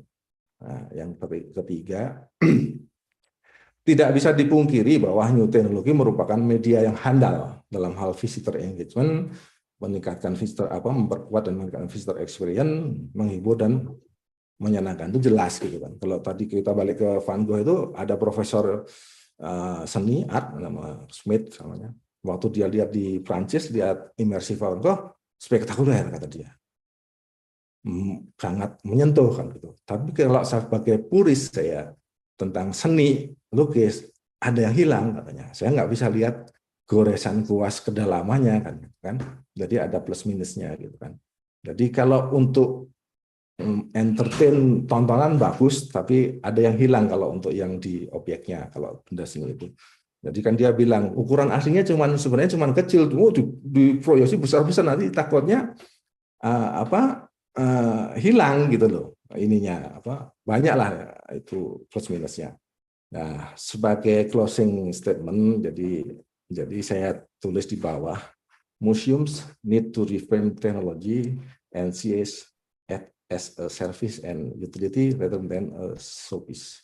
Jadi maksudnya gini, museum perlu membingkai ulang kan, melihat teknologi itu kita bingkai ulang dan dilihat teknologi itu sebagai sebuah alat gitu. Sebagai alat atau media, bukan sebagai benda pamer itu sendiri. Itu Pak Anto, terima kasih. Assalamualaikum warahmatullahi wabarakatuh. Waalaikumsalam, Mas Dani. Ya, terima kasih untuk presentasinya. Mas Dani komprehensif. Saya mencatat sebetulnya 11-12 sama Mbak Marta nih ya. Saya panggil Mbak nggak apa-apa ya, ini kan usianya kayaknya di bawah saya semua ini. Jadi saya panggil Mbak aja sama Mas Dani. Mas Dani itu mengingatkan kita berkali-kali interpretive plan. Jadi di ujung jalan tata pamer kita mau mengharapkan apa dari visitor ya. Nah, dengan berbagai kompromi. Jadi ada konten, audience, method. Nah, kompromi itu antara objek, konten itu harus ada. Keduanya juga mengingatkan kepada kita. Tadi Mbak Marta udah mengatakan hormati adat, ya. Pengalaman itu ada pada koleksi, pada isi, pada pesan, ya. Jadi kata kuncinya tadi sangat wise gitu ya Mbak Marta. Bukan teknologinya saja, tapi jangkauan. Ya, itu saya catat betul itu ya teman-teman semua. Jadi kita juga jangan terlalu terpukau, tapi itu penting kata Pak Dani tadi ya. Transformasinya yang penting, bukan digitalnya ya. Jangkauannya makin banyak, makin dinikmati, makin baik. Dan tadi Mas Dani mengingatkan sekali lagi kepada kita ya bagaimana ada lesson learn-nya gitu. Relevan apa enggak gitu kan ya. Merangsang imajinasi apa tidak, sama juga dengan Mbak Marta tadi, identity itu penting ya, jangan sampai terganggu dan apa paham apa enggak gitu ya, endingnya harus happy ending. Baik, ini kuliah-kuliah yang mahal sebetulnya ya, ini kalau di SKS barangkali 12 SKS nih harusnya 2 nih. Tapi saya akan lanjutkan, Bapak Ibu mohon sabar ya, tahan dulu pertanyaan-pertanyaannya. Akan ada lagi satu materi yang juga tidak kalah penting karena ini menyangkut sebuah kondisi pada museum-museum provinsi museum-museum di Provinsi DKI Jakarta. Ada kebijakan tentunya di sini ya. Saya persilakan Bapak Bayu Niti Permana untuk pembicara berikutnya yang akan membawakan materi transformasi digital di Museum Provinsi DKI Jakarta. Saya yakin ini juga akan menarik juga ya materinya. Saya bacakan sejenak. Pak Bayu Niti Permana memperoleh gelar Magister Degree Museologi di Universitas Padjadjaran tahun 2009.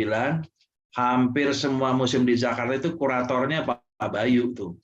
Museum Tekstil, Museum Sejarah Jakarta, Museum Muhammad Tamrin, Gedung Joang, yang baru juga ada nih Museum Betawi dan Museum Benyamin Sueb.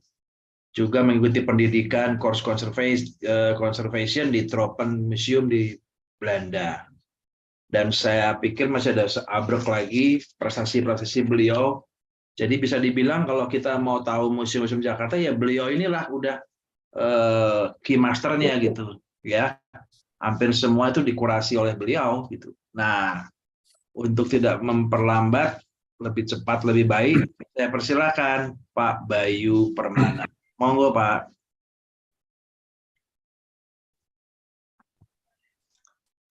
Terima kasih Mas Santo. Assalamualaikum warahmatullahi wabarakatuh. Waalaikumsalam. Ya, selamat siang. Mohon izin Pak Kadis, Pak Kabid, para narasumber, Mas Dani dan Mbak Marta.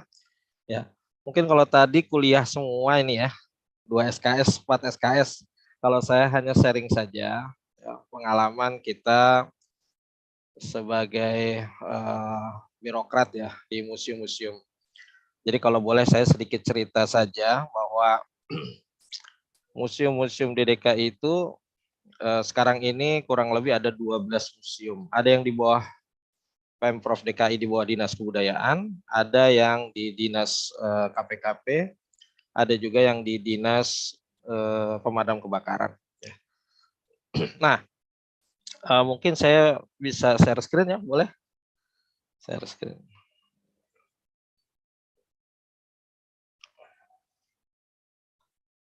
Iya.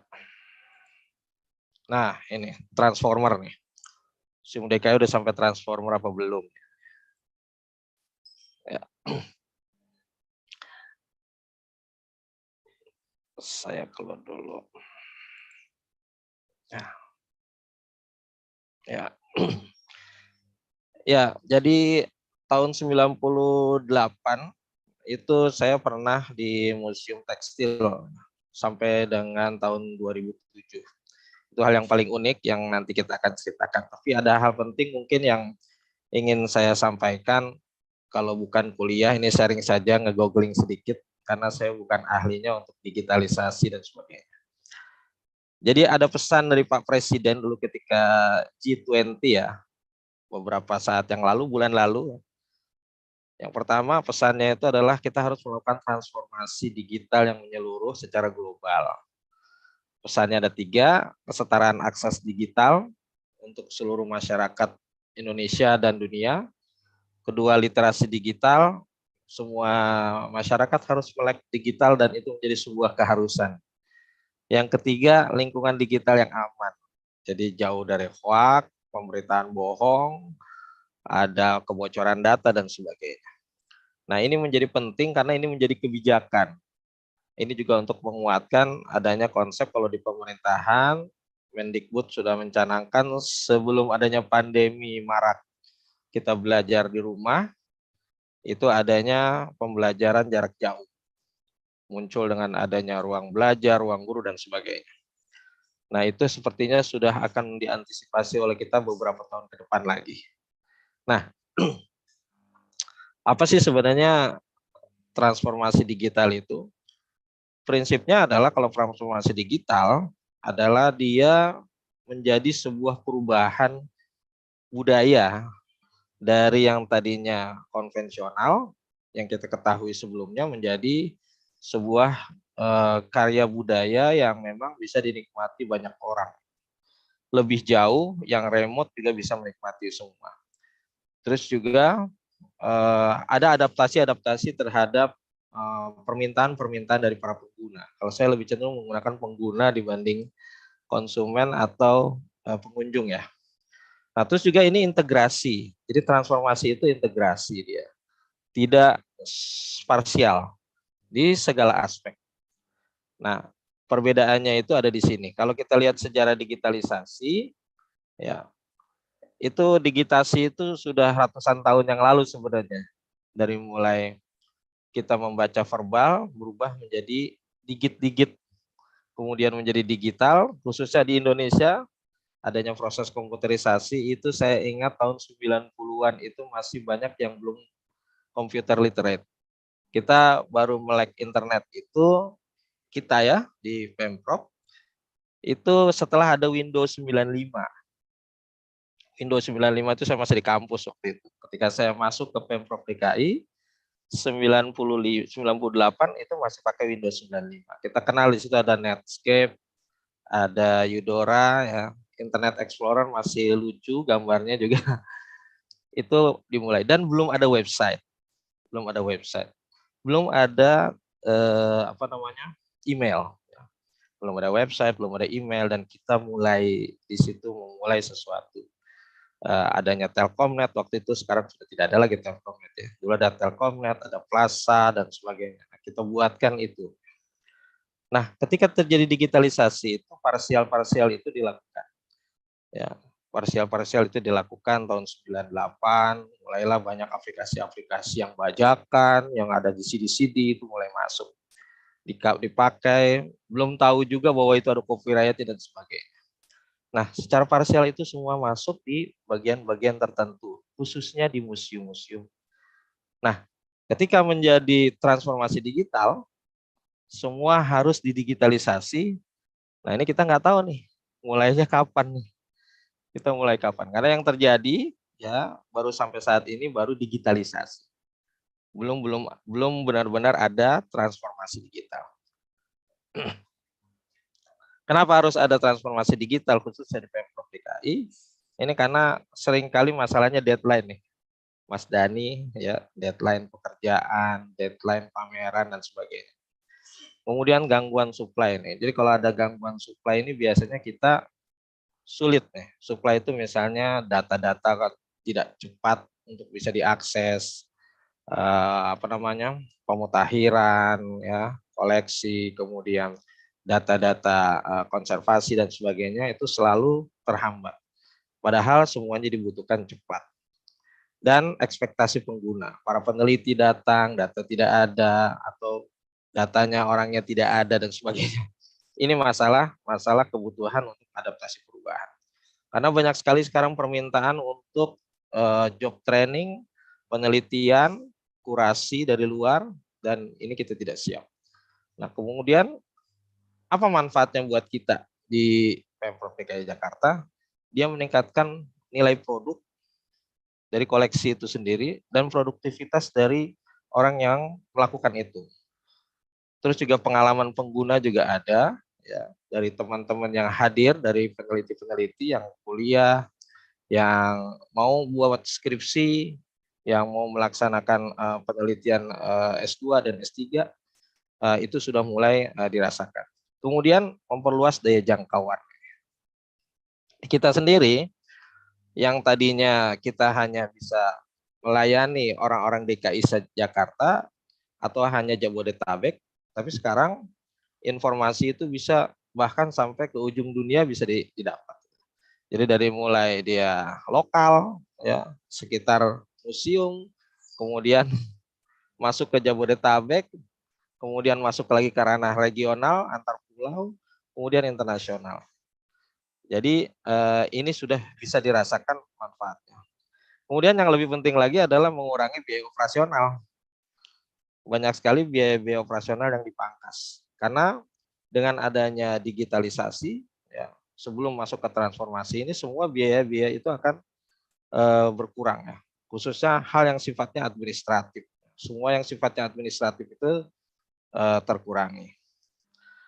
Nah, ini saya kira ini umum ya, 4 faktor itu adanya perubahan kondisi, regulasi, banyak tuntutan dari level-level yang ada di atas birokrasi, dan yang terakhir adalah ASN, khususnya saya dan teman-teman di pemerintahan itu punya konsep berakhlak. Berakhlak itu berorientasi pelayanan, akuntabel, kompeten, harmonis, kita dengan sesama kawan dan kita dengan pengguna, ya. Kemudian adaptif, nah ini yang adaptif. Selalu harus diminta untuk bisa beradaptif terhadap segala perubahan dan kolaboratif. Tidak lagi eksklusif, kita dengan kita merencanakan, melaksanakan, mengawasi, tapi juga sudah mulai melibatkan teman-teman yang lain dalam pelaksanaan, dalam pelayanan, dalam perencanaan, semuanya itu harus kolaboratif. Apalagi Jakarta sebagai kota kolaboratif, ya. Kemudian merubah strategi unggulan. Jadi kita ini harus muncul sebagai elemen, agen untuk bisa apa sih saingan-saingan kita itu kalau misalnya dalam hal penelitian, kalau di tempat lain tidak ada, apakah kita bisa menyajikan sumber data penelitian yang lebih unggul, ya, dibanding daripada yang lain dan mudah. Nah, jadi kalau saya melihat pangsa pasarnya tidak selalu kepada entertain. Karena museum-museum DKI Jakarta jauh lah persentasenya dari yang sifatnya entertainment, mungkin hanya sekitar 10 atau 15%, tapi yang lebihnya itu lebih kepada edukasi. Nah, kemudian ada tuntutan industri. Industri itu masyarakat yang memang sudah mulai banyak menggunakan IT, ya, aplikasi-aplikasi terbaru dan sebagainya, semua dalam bentuk digital. Jadi mau tidak mau kita harus masuk ke situ. Dan perubahan perilaku serta harapan pengguna. Ini yang membuat kita itu harus terdorong, apalagi sudah diinstruksikan dari pucuk pimpinan pemerintahan, yaitu Pak Presiden sendiri. Nah, kita cerita masuk, saya punya waktu 10 menit atau berapa menit nih Mas Anto? Masih Pak, 15 silakan. Oh masih, ya, masih banyak ya. Oke, saya akan kasih lihat gambar-gambar saja, mungkin tidak terlalu banyak teks ya, mohon maaf. Jadi kita sharing saja. Jadi di era reformasi 9798 ini baru ada komputerisasi perkantoran. Jadi kalau kita lihat di DKI, bukan di DKI ya, di museum itu, bahkan yang terliterasi komputer aja itu sangat minim. Ya, sangat-sangat minim. Ketika 98 saya masuk di museum, itu yang bisa komputer cuma saya. Dan mulai saat itu semua digitalisasi. Ya, menyurat apa segala lebih pengguna tadi dari mulai sintik masuk ke digitalisasi. Kemudian dimulai dengan koleksi. Waktu itu tahun 97 ada kawan kita dari praktisi museum juga, dia konsultan juga, membantu kita membuatkan database. Dan waktu itu di Museum Tekstil, ya, tempat saya bekerja, itu database yang paling canggih dibuatkan gratis. Kita tinggal input. Jadi 100 sampai 200 koleksi itu sudah dia masukkan dan diajarkan kita, dan kita tinggal input. Dan saya termasuk yang menginput itu ya, di Museum Tekstil. Nah, kemudian ketika pindah di tahun 2007 sampai 2010 itu ada pengembangan augmented technology dengan menggunakan QR code dan sebagainya. Nanti kita lihat bagaimana perkembangannya. Nah, ini ada gambar-gambar nih, ceritanya nih ada bagaimana banyak sekali software ya mungkin yang bajakan ya dengan kode-kode yang ini yang selalu dulu itu tanpa tahu ini harus mendaftar dan sebagainya, ini semua terpakai dan bentuknya seperti ini. Ya, kita lanjut. Nah, ini Museum Tekstil. Saya ingin promosikan aja ini Museum Tekstil. Sekarang di Museum Tekstil itu dalam hal pelayanan pengunjung, untuk memudahkan pengunjung sebenarnya, untuk memudahkan juga penghitungan, untuk memudahkan klasifikasi berapa pengunjung bulan ini, hari ini dan sebagainya. Itu yang tadinya kita mulai dari kertas, karcis, sekarang sudah pakai mesin edisi. Ya. Bahkan di beberapa tempat itu pakai yang di tab gitu ya, di tab. Jadi di Museum Tekstil sekarang seperti itu. Apa saja yang sudah ada di Museum Tekstil pada saat itu adalah database. Yang pertama database. Jadi konversi dari, nah ini ya, ini kalau buku induk ini yang seperti ini ilustrasi saja. Buku induk yang dengan catatan seperti ini sudah menjadi koleksi sendiri. Ya, usianya sudah semenjak dia berdiri bukunya ini juga. Nah, jadi dari sini digitalisasi ke sini, ke dalam komputer. Ya, ke dalam komputer dalam bentuk yaitu masukkan foto, masukkan data, dan itu ketika di kita menginginkan apa, dia akan keluar jadi label kah, jadi narasi kah, atau jadi hanya sekedar gambar saja. Ini kepentingannya itu mempercepat kebutuhan untuk biasanya peminjaman koleksi atau untuk pameran atau untuk penelitian. Nah, nih. Ya, dan ini terjadi untuk registrasi dan inventarisasi itu di Museum Tekstil, Museum Seni Rupa Keramik, Museum Sejarah Jakarta, dan Museum Juang. Ya. Sampai sekarang ini masih berlangsung ya, dengan beberapa perubahan ya. Nanti kita lihat. Kemudian Museum Juang ya. Tahun 2010 ya, ketika saya di Museum Juang itu juga terjadi perubahan tata pamer, dan ada penggunaan waktu itu masih gencarnya ada augmented reality. Dan mulai masuk QR code. Jadi kalau pada tahun-tahun itu kita melihat koleksi ini ada 3 mobil ya, 3 mobil kuno di Museum Juang. itu waktu itu kita buat ada QR code yang kalau kita klik ya itu keluar mobil itu berjalannya di mana, siapa yang pakai gitu ya. Itu kelihatan, bukan teks tapi video. Dan kita waktu itu ambil dari Arsip Nasional, kita beli beberapa film ya. Itu kita potong ya berapa menit dan direndahkan resolusinya supaya pada waktu masih jauh ya penggunaan, masih pakai Apple Store dan sebagainya. 2010 masih jarang orang pakai, tapi kita sudah pakai itu. Bahwasanya informasi orang kalau hanya melihat mobil tidak bisa dimasuki, tidak bisa disentuh, harus dilihat dari jauh. Tapi ini yang pakai siapa? Benarkah ceritanya begitu? Jadi ketika begitu diklik QR code-nya langsung kelihatan itu Pak Karno lagi naik mobil, jalannya di mana dan ada ceritanya. Kemudian ada peristiwa Cikini, mobilnya terkena granat dan sebagainya, itu kelihatan, itu ceritanya di mana, jalan Cikini pada waktu itu tuh gambarnya seperti apa. Dan beberapa koleksi, ada juga tandu Pak Dirman ya. Tandu Pak Dirman itu divisualisasi dalam video dengan QR code, karena kalau kita dengar cerita saja tidak tervisualisasi. Nah, itu ada film dokumenter di hutan, ya luar biasa ini ya wartawan. Dan itu terdokumentasi ketika tandu itu dipakai oleh Pak Dirman. Ya, belum lagi ada suara-suara, ada yang pakai teks, ada yang pakai suara, ada yang pakai video.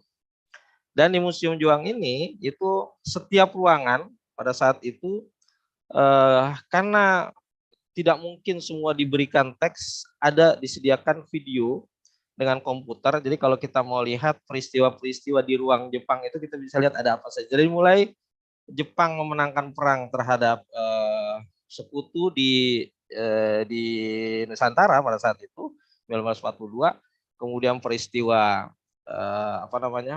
perjanjian Renville, itu video-videonya ada di dalam ruangan-ruangan itu, dan kita sediakan komputer-komputernya. Jadi tiap ruangan ada komputer, karena nggak mungkin orang bisa bercerita semua, nggak mungkin juga mendengarkan. Jadi kalau memang sedang ingin ke sana ya dia tinggal klik-klik saja. Nah, itu bentuk informasi yang digitalisasi. Banyak informasi yang ingin disampaikan oleh guide, tapi cukup dengan melihat itu saja dan juga disesuaikan. Nah, ini Museum Seni Rupa Keramik. Di Museum Seni Rupa Keramik ya, kurang lebih 5 tahun yang lalu itu ada pembuatan keramik secara virtual. Ya. Jadi pembuatan keramik secara virtual. Jadi bagaimana orang melihat, karena di situ tidak mungkin, di ruangan itu kita membuat keramik nggak mungkin, tapi sekarang sudah ada di luar ya. Jadi pada saat itu bagaimana membuat keramik, dan itu bekerja sama dengan stakeholder dari luar. Nah, ini Museum Sejarah Jakarta. Museum Sejarah Jakarta juga pada tahun yang kurang lebih sama dengan Museum Juang, juga dengan Museum Wayang, itu menggunakan augmented reality dan juga QR code untuk bisa lebih menghidupkan koleksi-koleksi yang ada di sana. Dan sekarang lebih berkembang lagi untuk semua museum, ada program publik ya, seperti webinar. Ya, ini sebelum adanya era pandemi sudah dimulai, tapi ketika pandemi malah justru lebih gencar. Dan relatif ini tidak mahal biayanya ya. Nah, ini ada virtual tour baik di Museum Bahari, Museum Fathahil, Museum Sejarah Jakarta. Nah, jadi ada beberapa program yang memang kalau mau datang hanya cukup klik ke YouTube saja. Ya, tapi memang tidak ada interaksi. Dan ada juga program yang virtual tour yang terguided. Ya, terguide gitu. Jadi memang di-guide khusus. Itu ada pesan khusus dengan menggunakan Google Meet atau Zoom ya. Jadi ada yang guided, ada yang memang mereka bisa. Dan seperti tadi disampaikan Mas Dani, itu ada program yang memang bekerjasama dengan Google Art. Jadi kita bisa melihat koleksi dari dekat. Itu di Museum Wayang, Museum Tekstil ya. Nah, itu bisa melihat lebih dekat. Kalau di Museum Nasional sudah lama itu ya. Nah, ini yang terbaru di Museum Betawi ya. Ya. Ini Museum Betawi, dia menggunakan QR code ya.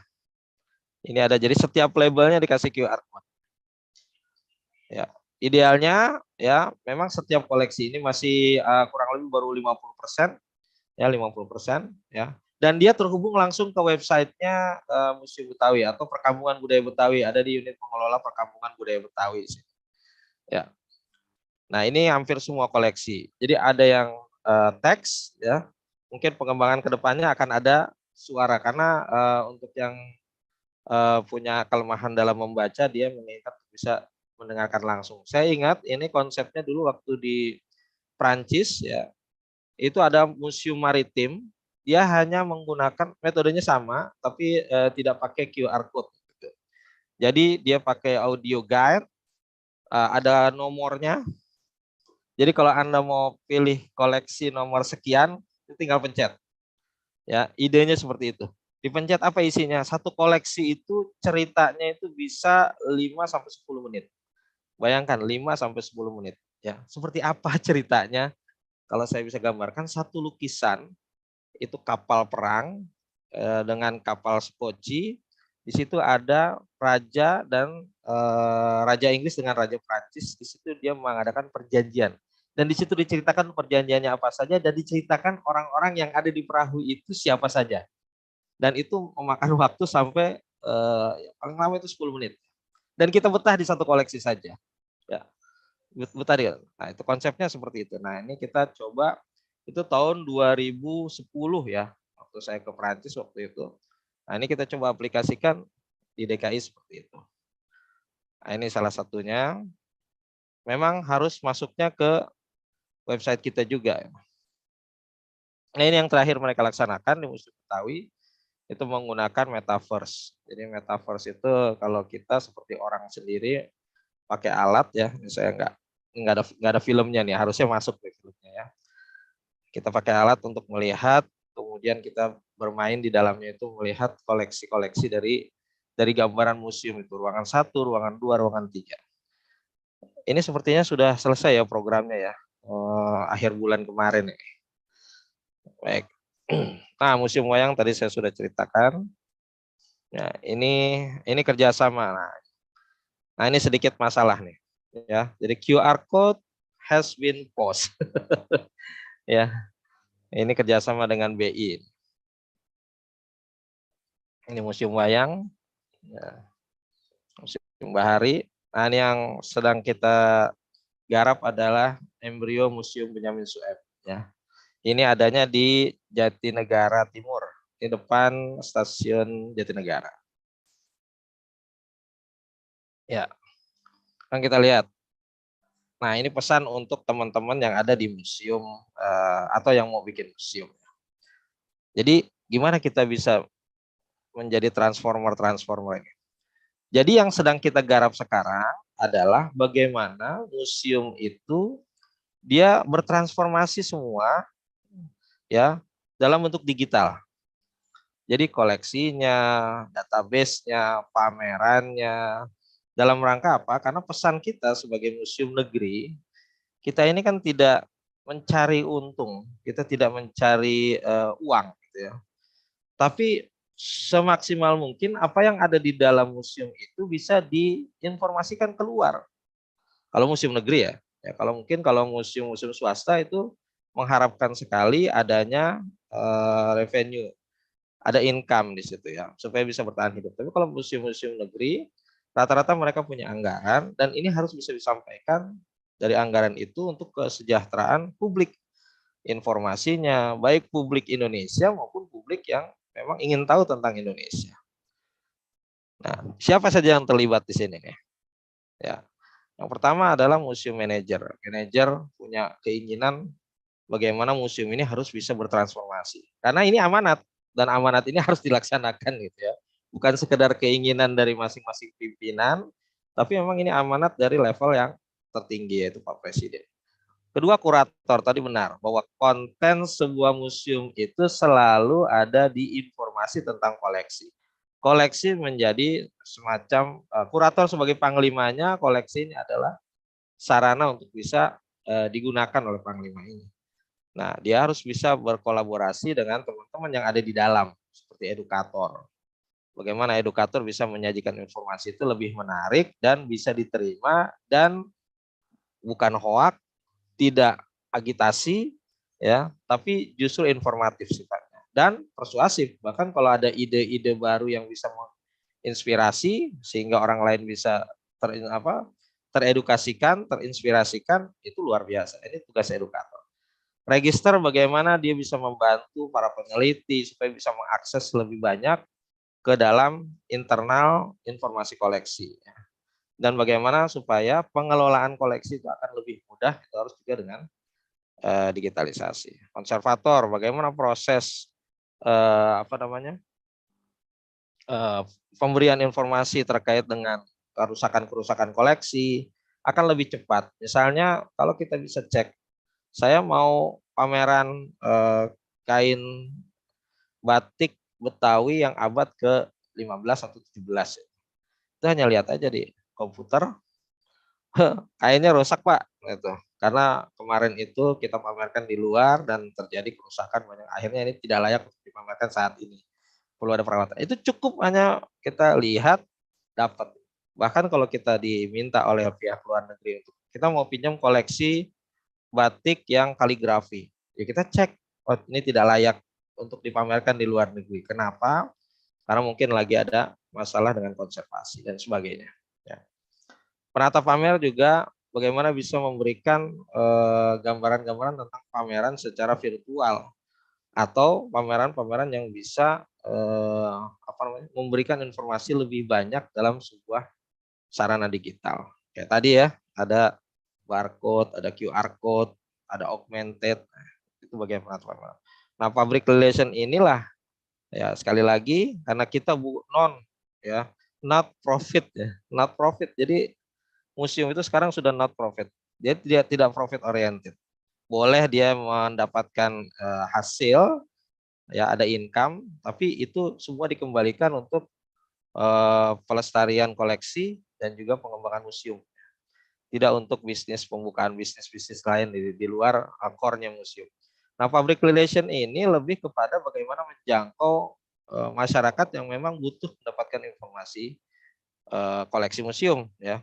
Karena begini, ya, tidak banyak orang yang datang ke museum untuk mencari apa yang butuh untuk dirinya. Seorang desainer harusnya bisa memanfaatkan museum, misalnya ke museum tekstil, dengan melihat motif-motif baru yang muncul dari teman-teman yang menghibahkan koleksinya, atau desain baru, baju, atau sehingga terinspirasi. Nah, yang bisa memfasilitasi itu adalah public relation.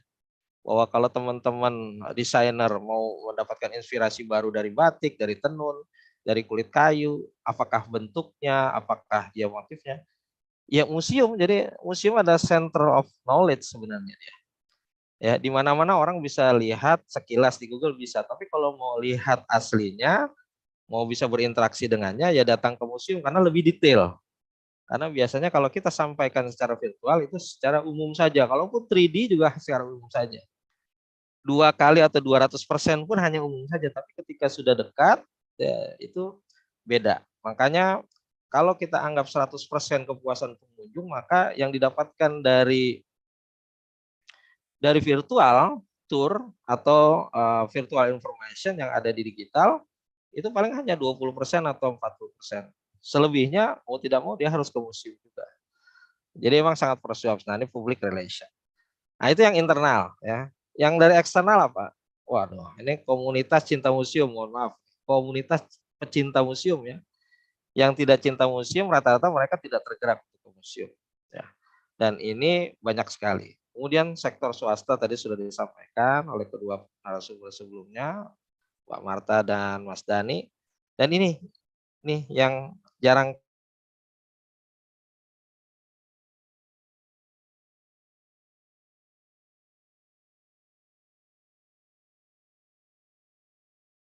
punya teman-teman yang hadir atau belum ada yang kehadiran mereka ini coba didiskusikan, dikomunikasikan. Kita punya Dinas Kebudayaan, kita punya AMI, Paramita Jaya bisa memfasilitasi ya adanya teman-teman dari sekolah supaya bisa magang di situ dan punya target bikin apa gitu.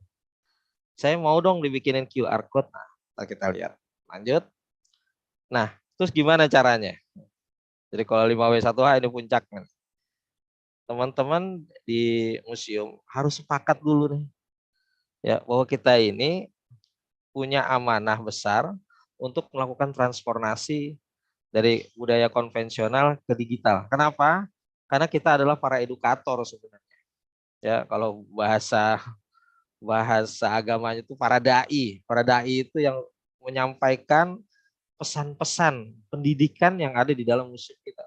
Dan itu kalau ini pahalanya besar sekali itu. Kalau kita bisa menyampaikan pesan-pesan yang ada di koleksi kepada orang-orang yang ada di luar, baik di dalam maupun di luar negeri, gitu ya. Itu pesannya, Bang. Dan ini harus disepakati bahwa memang semua lini harus seperti itu.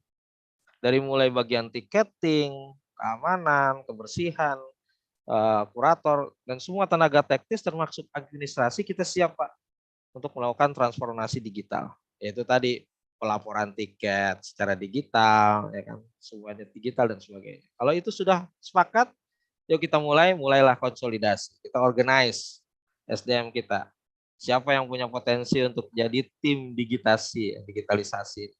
Timnya siapa? Kalau misalnya ada kurang-kurang wajar dan mulai ditingkatkan ya kapasitas tim IT-nya. Saya yakin saya dulu satu orang dan mengajarkan banyak orang di museum tekstil dulu.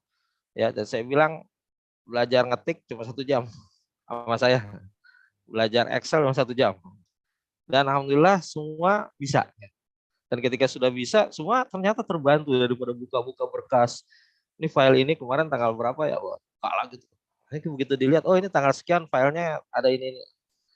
Itu dari digitalisasi. Cuma memang masih parsial, makanya saya sebut digitalisasi.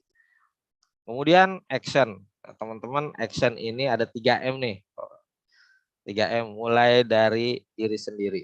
Ya, kita yang mulai, orang lain belum mulai, biarin aja. Kita mulai, kita lakukan digitalisasi. Kemudian mulai dari hal yang kecil. Mulai dari hal yang kecil. Ya. Banyak hal yang tidak perlu biaya. Banyak hal yang tidak perlu biaya. Dan mulai dari sekarang. Mulai dari sekarang. Koleksi kita foto-fotoin, ruangan kita foto-fotoin, kita bikin apa ya dari stok foto ini. Nah, suatu saat nanti dari depan kita bisa bikin profil museum dan itu gratis. Oh ya, mulai dari diri sendiri, mulai dari hal yang kecil, mulai dari sekarang. Jangan ditunda-tunda. Jangan ditunda-tunda. Nah, berikutnya adalah istiqomah atau konsistensi. Gimana caranya supaya konsisten? Dimonitor nih. Semua teman-teman di tenaga teknis, ya, administratif maupun manajer itu memonitor progres yang sudah disepakati di poin 1 tadi. Ya, selama periode awal ini kira-kira apa nih? Bisa berjalan nggak? Kalau sudah dalam periode tertentu itu banyak kendala, selesaikan saja periode, sepakati 3 bulan, nanti akan dicatat kendala-kendala. Setelah itu baru kita akan evaluasi di periode akhir. Nah, di situ ada hal yang kita harus pertahankan supaya berkelanjutan, sustain. Ya, karena kalau nggak begini, ya itu kita tidak akan bisa sustain. Ya, udah capek Pak, nggak ada orangnya, kita nggak kerjain, sudah selesai. Nah, ada yang lagi, Pak ini kita harus berubah karena kendalanya di sini. Perubahannya A, B, C, jangan pakai pola lama, pakai yang baru. Jangan pakai yang banyak memorinya, kita pakai yang minim memorinya. Jadi ada adaptasi perubahan itu jangan diharamkan gitu. Nggak boleh ini dari sononya udah harus pakai ini, nggak begitu. Ya, kalau ada aplikasi-aplikasi baru yang bisa dipakai dan lebih kecil, nah kita bisa pakai. Ya. Nah, Bayu, waktunya sudah. Mohon maaf. Ya. Pas banget ini ya. Jadi teman-teman di museum ya mohon izin. Masalah biaya tadi saya lihat ya, masalah biaya itu bukan sesuatu yang selalu mengikat kita, masalah anggaran. Jadi kalau dulu saya 20 tahun di museum, sekarang saya di dinas, saya lebih banyak sebagai konsultan gitu ya. Konsultan museum-museum yang tidak punya anggaran justru. Jadi nggak usah khawatir, nggak harus ada anggaran, kita bisa melakukan itu. Yang penting adalah kita sepakat, komitmen, dan kita mulai. Dari mana kita bisa mulai itu semua. Dan rata-rata museum-museum itu bisa berdiri sebagai embrio kemudian jadi, itu ketika kita sudah punya semangat dan intinya adalah punya tim. Karena SDM itu adalah aset sebenarnya. Tidak ada museum yang tidak punya SDM, pasti punya, walaupun cuma 2 orang. Dan kita coba gerakan itu, dan beberapa bulan lalu kita mengadakan bimbingan teknis untuk semua skema tenaga teknis. Mudah-mudahan itu bisa bermanfaat ya, dan kita coba kalau ada hal-hal yang ingin ditanyakan lebih lanjut, mungkin ini sekilas terkait apa yang sudah diaplikasikan, dan kita akan terus jalankan transformasi digital ini, mudah-mudahan bisa selesai dalam beberapa tahun ke depan. Terima kasih atas perhatiannya. Saya kembalikan ke moderator Mas Santo. Assalamualaikum warahmatullahi wabarakatuh. Waalaikumsalam warahmatullahi wabarakatuh. Baik, Bapak Ibu sekalian, hadirin yang saya muliakan, para partisipan diskusi hari ini,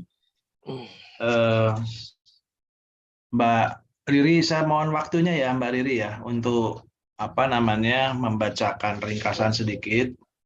Jadi tadi pembicara pertama, Mbak Marta itu sudah mengingatkan kepada kita beberapa poin, saya catat di sini, pentingnya kebijakan pengelolaan aset, ya, kebudayaan secara digital, hak cipta dan kebijakan legal untuk staf, rencana lokasi penyimpanan, konservasi aset digital itu juga perlu diperhatikan.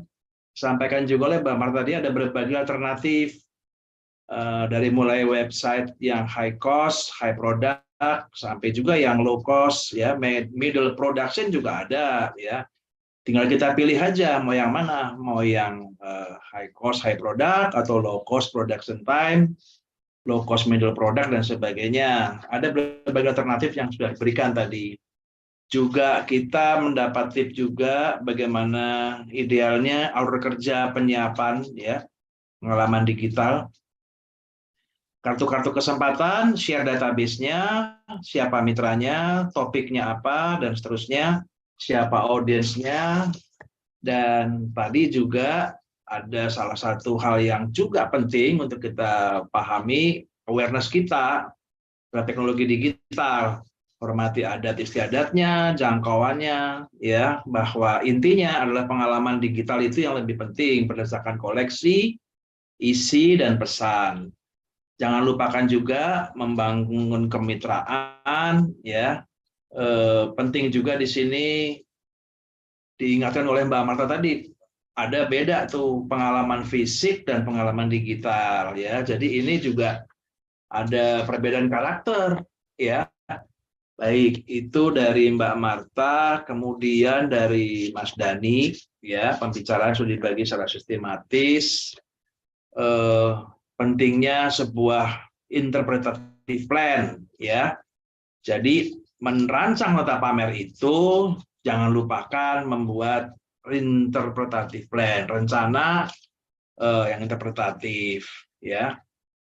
What-nya, who-nya, dan sebagainya, ya. Jadi tadi juga kita lihat ada 2 jenis tata pamer, online dan onsite. Ini 2 beda karakter, ya.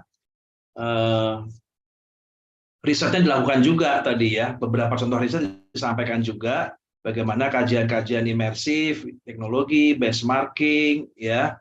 Ada virtual tour, walkthrough, ya, connect dengan koleksi dan sebagainya. Itu bagian-bagian yang bisa kita lakukan, ya. Nah, yang menarik juga adalah web analitik. Ini penting juga, ya. Web analitik ini bisa dilakukan di rumah sebetulnya, ya. Pekerjaan-pekerjaan yang bisa dilakukan, ya, bagaimana sosial media antara museum Indonesia dengan museum di luar, ya. Kemudian juga, nah, ini juga menarik juga, ya, hasil-hasil kajiannya, ya. Kalau luar negeri itu kebanyakan minatnya pada konten, pada collection, ya, pada program dan sebagainya. Jadi secara gamblang tadi ada lesson learn-nya sebetulnya, ya. Kita mendapat pengetahuan bagaimana bahwa teknologi digital itu harus relevan, ya, sehingga paham sasarannya, merangsang imajinasi pengunjung, identitas, dan seterusnya. Jadi Digital boleh ya, tapi juga itu high cost. Tadi Mas Dhani udah mengatakan pergerakannya cepat. Cuma nggak nyebut aja Mas Dhani itu museum mana yang sangat digital, tahu-tahu besoknya udah mati semuanya. Jadi mau ganti lagi biayanya mahal gitu ya. Ya udahlah, itu nggak perlu dipublish gitu. Jadi harus siap-siap dengan anggaran gitu ya kan. Karena percepatan teknologinya itu. Nah, Pak Bayu bisa dikatakan memberikan kepada kita sebuah insight bagaimana begitu banyak sudah dilakukan oleh pemerintah Jakarta, pemerintah DKI, Dinas Kebudayaan DKI, ya. Mengapa digitalisasi? Ya, hakikatnya untuk kesetaraan akses, amanat juga dari Presiden, ya kan? Gamblang sekali bahwa digitalisasi sudah dilakukan juga oleh museum-museum di Jakarta yang jumlahnya ada 12 gitu ya. Bagaimana manfaatnya, mengapa dilakukan digitalisasi, dan tadi juga digitalisasi juga untuk mendukung corporate culture-nya, yaitu berakhlak. Ya, ini penting tentu saja. Mengubah strategi unggulan, mengubah industri ke digital, mengubah perilaku dan sebagainya. Dan Pak Bayu juga menyampaikan begitu banyak contoh museum-museum di Jakarta yang sudah melewati proses digitalisasi. Ada Museum Tekstil, Museum Gedung Joang, Museum Sejarah Jakarta, Museum Bahari, Museum Betawi, Museum Wayang, dan sebagainya. Siapa yang terlibat di situ, baik internal maupun eksternal. Jadi ketiga pembicara ini hari ini padat ya materinya. Saya juga harus berbagi pertanyaan supaya, karena audiensnya banyak nih. Saya menyapa juga di sini, saya disapa oleh Mas Doni ke Museum Kekayon Yogyakarta, Museum Natuna, Museum Singosari, Tarakan, dari Karangkamulian juga ada nih Pak Bayu, Ciamis, Balanga, Lebak ya, Cakrabuana Cirebon, Museum Sandi. Mohon maaf Bapak Ibu apabila ada yang terlewat, karena ini sesinya cukup cukup padat. Baik, saya langsung saja. Banyak banget pertanyaannya nih, jadi saya mohon izin ya, saya harus jadi wasit nih, tapi wasitnya juga bukan kayak Piala Dunia gitu ya, yang kadang-kadang juga merugikan pemain dan pelatih. Gitu. Nggak ada yang kena kartu merah, tenang aja di sini. Saya harus bagi yang pertama untuk kedua panelis ya. Saya kasih yang jauh dulu nih, dari Tarakan. Dari Tarakan, Mas Dhani, dan saya kira ketiganya ya. Di situ ada Ibu Marta. Sangat menarik pembahasan ini, cuma sayangnya Mbak Marta ya dari Tarakan nih Mbak, internet di tempat saya kurang kuat. Jadi sempat terputus-putus. Kebetulan saya lagi develop untuk virtual tour di Tarakan Museum. Nah, untuk minat digitalisasi museum, tren digitalisasi apa yang paling mudah untuk mendapatkan engagement dan income? Karena museum ada secara offline saat ini targetnya kan profit oriented. Gitu ya Mbak Marta ya, mohon dicatat dulu Mbak. Nah, ada juga dari Mas Wijaya nih. Ini Museum Trikala, Kementerian Keuangan. Museum Trikala nih Mas Dhani. Untuk ketiganya juga ya saya kira. Jadi bisa belajar juga. Melihat perkembangan teknologi digital saat ini, teknologi apa yang paling terkini di dunia permusiuman? Nah, ini saya minta juga untuk ketiga pembicara, barangkali Pak Bayu juga punya kiat-kiatnya ya. Pak Bayu cukup lama mengurusi museum ini, dari mulai belum ada digital sampai udah digital. Gitu. Lalu ada juga saya akan menyapa, halo Jogja, Jogja ini harus disapa nih. Muhammad Gabriel, Universitas Negeri Yogyakarta. bagaimana urgensi kita mempelajari dan mengembangkan virtual tour museum. Ini lagi gandrung virtual nih, Mas Dani. Bagaimana urgensi kita mempelajari dan mengembangkan virtual museum dan bagaimana potensi pengembangan virtual reality digital ke depannya. Pak Bayu mohon juga bisa menjawab ini. Lalu saya ke Mbak Yuli deh dari Kehutanan ya. Ada Mbak Yuli di sini, Museum Kehutanan. Nah, menarik sekali melihat survei yang dilakukan Pak Dani. Jadi analisis web nih kayaknya Pak Dani. Perbedaan kebiasaan orang Indonesia dan luar sangat saat mengklik akun YouTube. Bagaimana saran Pak Dani untuk mengubah kebiasaan orang Indonesia agar lebih tertarik mengklik konten daripada pengumuman lomba. Ini behavioral nih Mas Dani, perilaku. Gimana supaya menarik. Nah, kemudian saya juga akan menuju ke Lebak sekarang. Semua kebagian, insya Allah. Nanti boleh tanya lagi oleh waktu ya. Dari Mbak Sundari nih. Bagaimana kita tahu bahwa seiring berjalannya waktu, transformasi digital akan terus berkembang. Apabila kita mengikuti arus teknologi digital, akan semakin baru lagi. Ada nggak saran dan kiat bagaimana meminimalisir biaya operasional? Nah, tadi Pak Bayu udah ngomong nih. Bagaimana meminimalisir biaya operasional di museum atas perkembangan teknologi. Kita mau pembaruan, tapi pembaruan juga implikasinya ke biaya operasional bertambah juga. Ya. Mungkin sementara itu dulu. Nanti for the following session saya akan jawab. Terima kasih. Silakan kesempatan pada Mbak Marta. Silakan Mbak Marta. Baik, terima kasih. Saya terkejut juga ternyata yang datang dari mana-mana. Dari mana-mana Mbak. Ini udah kayak Piala Dunia Mbak ini. Ya. Iya. Jadi sebetulnya terkait dengan virtual tour ya. Sebetulnya memang virtual tour ini saya lihat memang potensinya cukup bagus sebetulnya, bukan hanya sekedar virtual tour yang pasif, tapi juga virtual tour yang interaktif. Di sini tadi saya mendengar bagaimana cara mendapatkan uang dari situ ya. Itu sebetulnya ada beberapa inisiatif yang banyak museum lakukan, itu sebetulnya menghadirkan atau membuat virtual tour-nya menjadi satu grup seperti layaknya kita meng-host pengunjung di museum dalam grup, kemudian menghadirkan mungkin ahli, menghadirkan beberapa narasumber atau satu atau dua narasumber yang punya perspektif yang bernilai, ada value-nya gitu.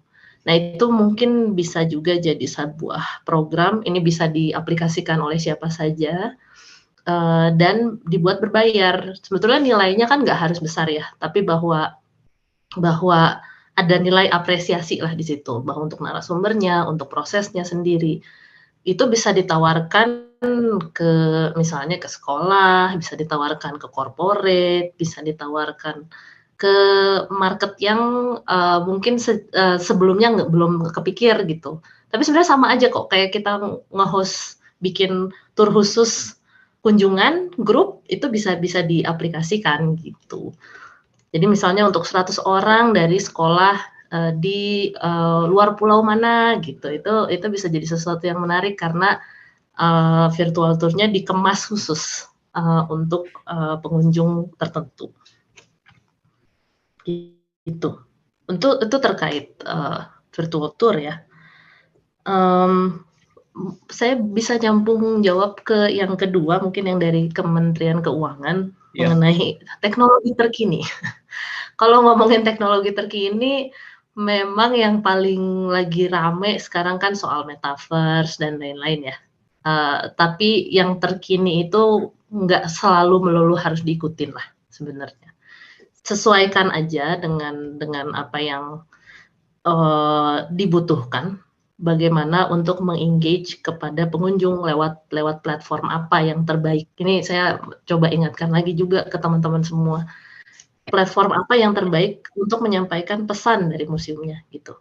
Bukan teknologinya dulu gitu, jangan di teknologinya dulu nih yang dilihat karena apa ya, kurang relevan juga sebenarnya karena teknologi hanya alat bantu gitu. Itu mungkin dari saya. Baik. Mas Dani, silakan. Mas Anto, jadi saya coba menjawab ya. Tadi nyambung sekalian yang dari Museum Trikala ya. Teknologi apa yang paling terkini di permusiuman ya memang agak susah jawabnya juga karena teknologinya kan berkembang terus. Dan sudah disampaikan sama Bu Marta juga bahwa jangan lihat teknologinya dulu lah, kita lihat sebelum ke teknologi. Jadi ada pengalaman saya tahun 2000 antara 2010 sampai 2013. Jadi saya waktu itu merancang holographic imagery ya, hologram. Waktu itu kita minta tolong ke Inggris kalau nggak salah.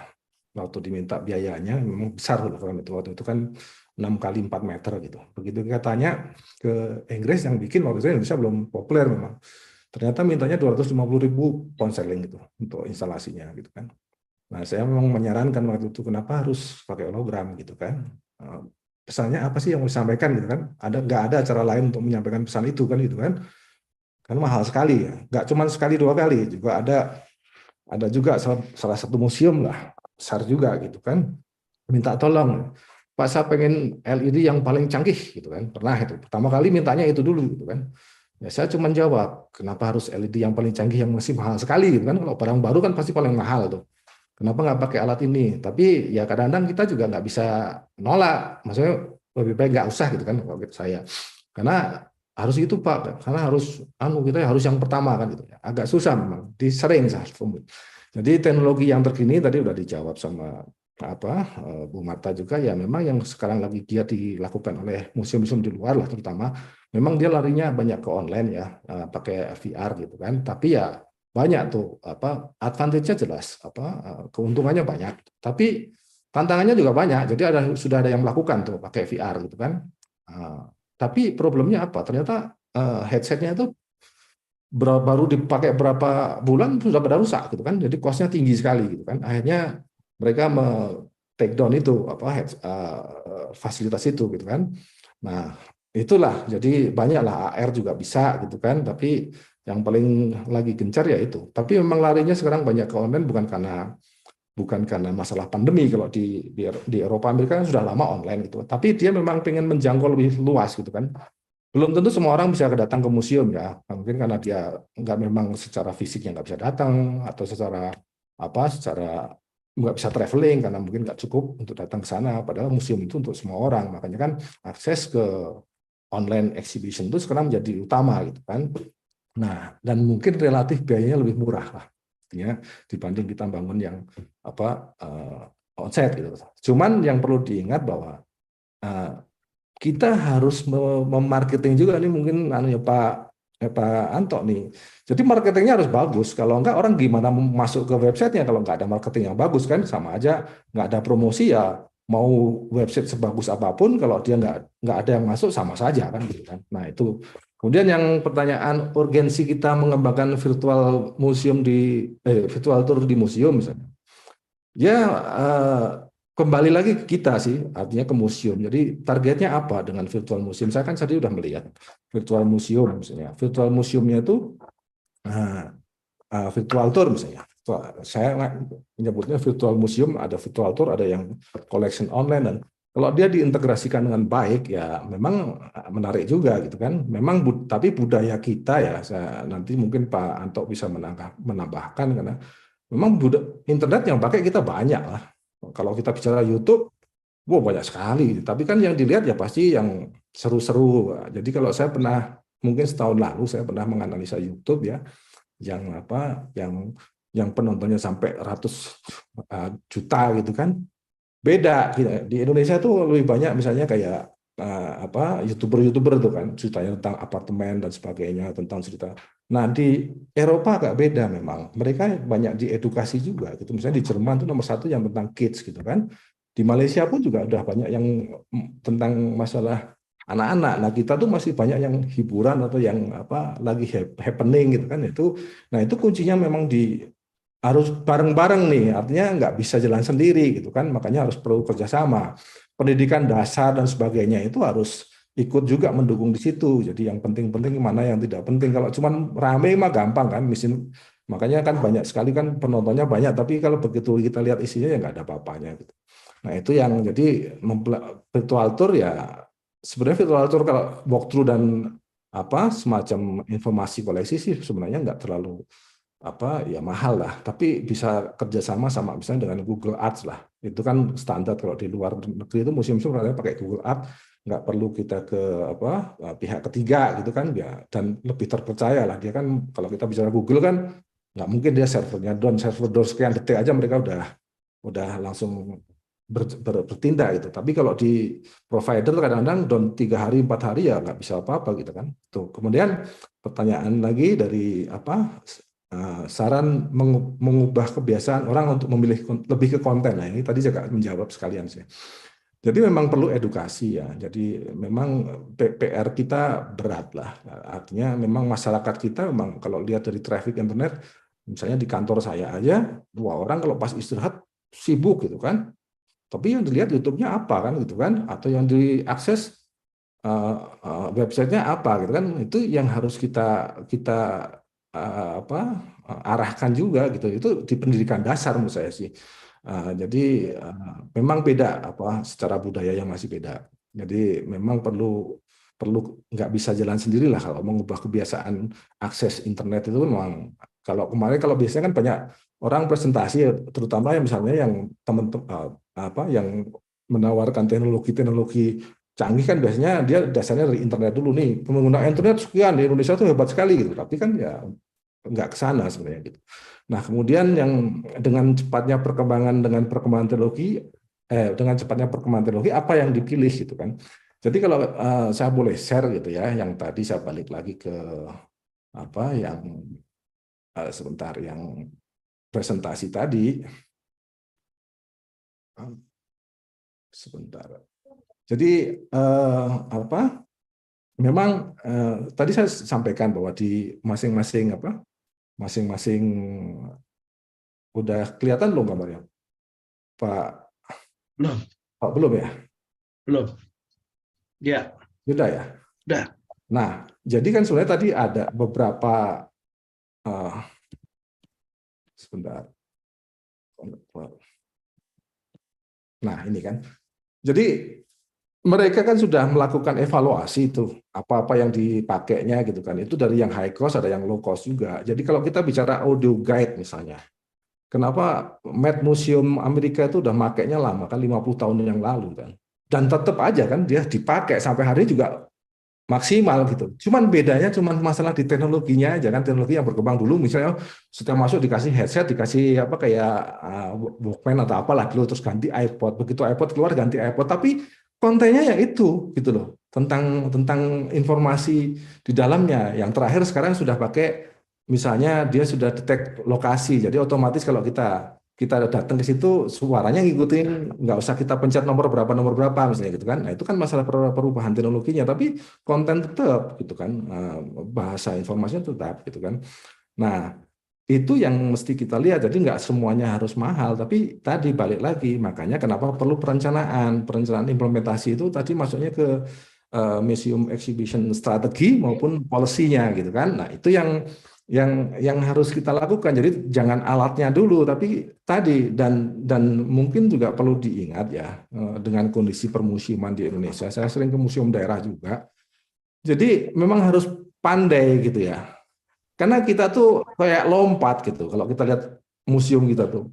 Jadi kalau museum di luar itu yang basicnya itu sudah dilakukan, misalnya risetnya sudah dalam, kajian ini sudah dalam, baru mereka pindahnya cuma metodenya kan alatnya. Nah kalau kita tuh yang depan-depan tuh masih bolong-bolong, tapi sudah mau lompat ke teknologi gitu kan. Contoh sederhana, kalau kita mau bicara teknologi misalnya dengan 3D objek gitu kan. Tinggal di scan 3D misalnya. Tapi kontennya, apakah kita sudah detail tuh mendalami konten? Coba kita keliling ke museum-museum di kita. Paling ya tulisannya belum sampai dalam kan, belum sampai kemana kan. agak repot juga gitu kan. Jadi makanya harus bertahap. Mungkin kita seperti mungkin Pak Bayu tadi bilang, udah kita digitasi dulu deh konten-konten itu, sama dilengkapi dengan informasinya, dengan ceritanya. Itu langkah awal sebelum kita go online misalnya. Nah, jadi satu itu masalah kajian kita masih jauh lah. Kedua, masalah konservasi, kita juga lupa gitu loh, bahwa museum-museum kita tuh harus mengkonservasi gitu kan. Nah, saya keliling misalnya kemarin coba mengukur cahaya di museum-museum itu, nggak ada yang ikut sama konservasi. Misalnya kain kasih 1.500 lux segala macam kan. Ya Kak, itu basic-basic yang harus dilakukan paralel nih, nggak boleh didiamkan juga. Artinya teknologi jalan, tapi pembenahan di situ juga harus gitu loh. Jadi dengan percepatan perkembangan itu ya memang kita PR-nya jadi banyak, itu aja. Jadi kira-kira itu Pak Anto yang dari saya, nanti kalau ada pertanyaan lagi bisa ditambahkan. Terima kasih. Baik, terima kasih Mas Dani. Ya, saya ada titipan pertanyaan juga melalui YouTube dari saudara Reza Hardian. Untuk Pak Bayu dulu, silakan Pak Bayu. Tadi ada beberapa pertanyaan juga sesi pertama tadi. Monggo Pak Bayu. Maaf. Ya, saya kira sudah diborong ya jawabannya sama Mbak Marta sama Mas Dani nih. Prinsipnya sih begini ya. Jadi kebutuhan museum ya itu ketika kita punya keuntungan sebagai edukator, museum tuh saya lebih cenderung sebagai lembaga edukasi. Jadi apa yang dimiliki di dalam gudang itu kita keluarkan itu dalam rangka mengedukasi, baik itu untuk dipamerkan, dibawa untuk dipinjamkan penelitian, atau disiarkan melalui media virtual. Intinya edukasi. Jadi untuk edukasi memang betul kurator itu berperan penting melakukan kajian-kajian. Sehingga media apapun, apakah dengan audio guide, ataupun dengan imersif sekalipun, atau augmented reality, atau dengan QR code, itu kuncinya memang di informasinya.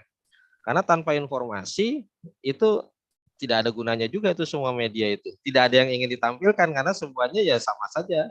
Gitu. Ya, ini saya ingin kasih gambaran bagaimana melingkan itu ya antara ramainya pengunjung ya, dalam arti pengunjung virtual ataupun pengunjung konvensional ya. Jadi link dengan pendidikan itu sangat penting. Ini ilustrasi saja. Dulu waktu saya masih SD itu saya pernah lihat ada film namanya Richie Rich. Ini orang kaya nih. Anak kecil orang kaya namanya Richie. Dia rich kaya. Jadi kalau dia belajar di sekolah, ya, Sphinx itu seperti apa dijelaskan dalam buku. Terus dia dengan mesin, dia datang ke Mesir langsung. Dia lihat itu Sphinx itu seperti apa, patung mumi itu seperti apa. Nah gambarannya kurang lebih seperti itu. Sekarang kan kita tidak perlu langsung ke Mesir untuk melihat Sphinx.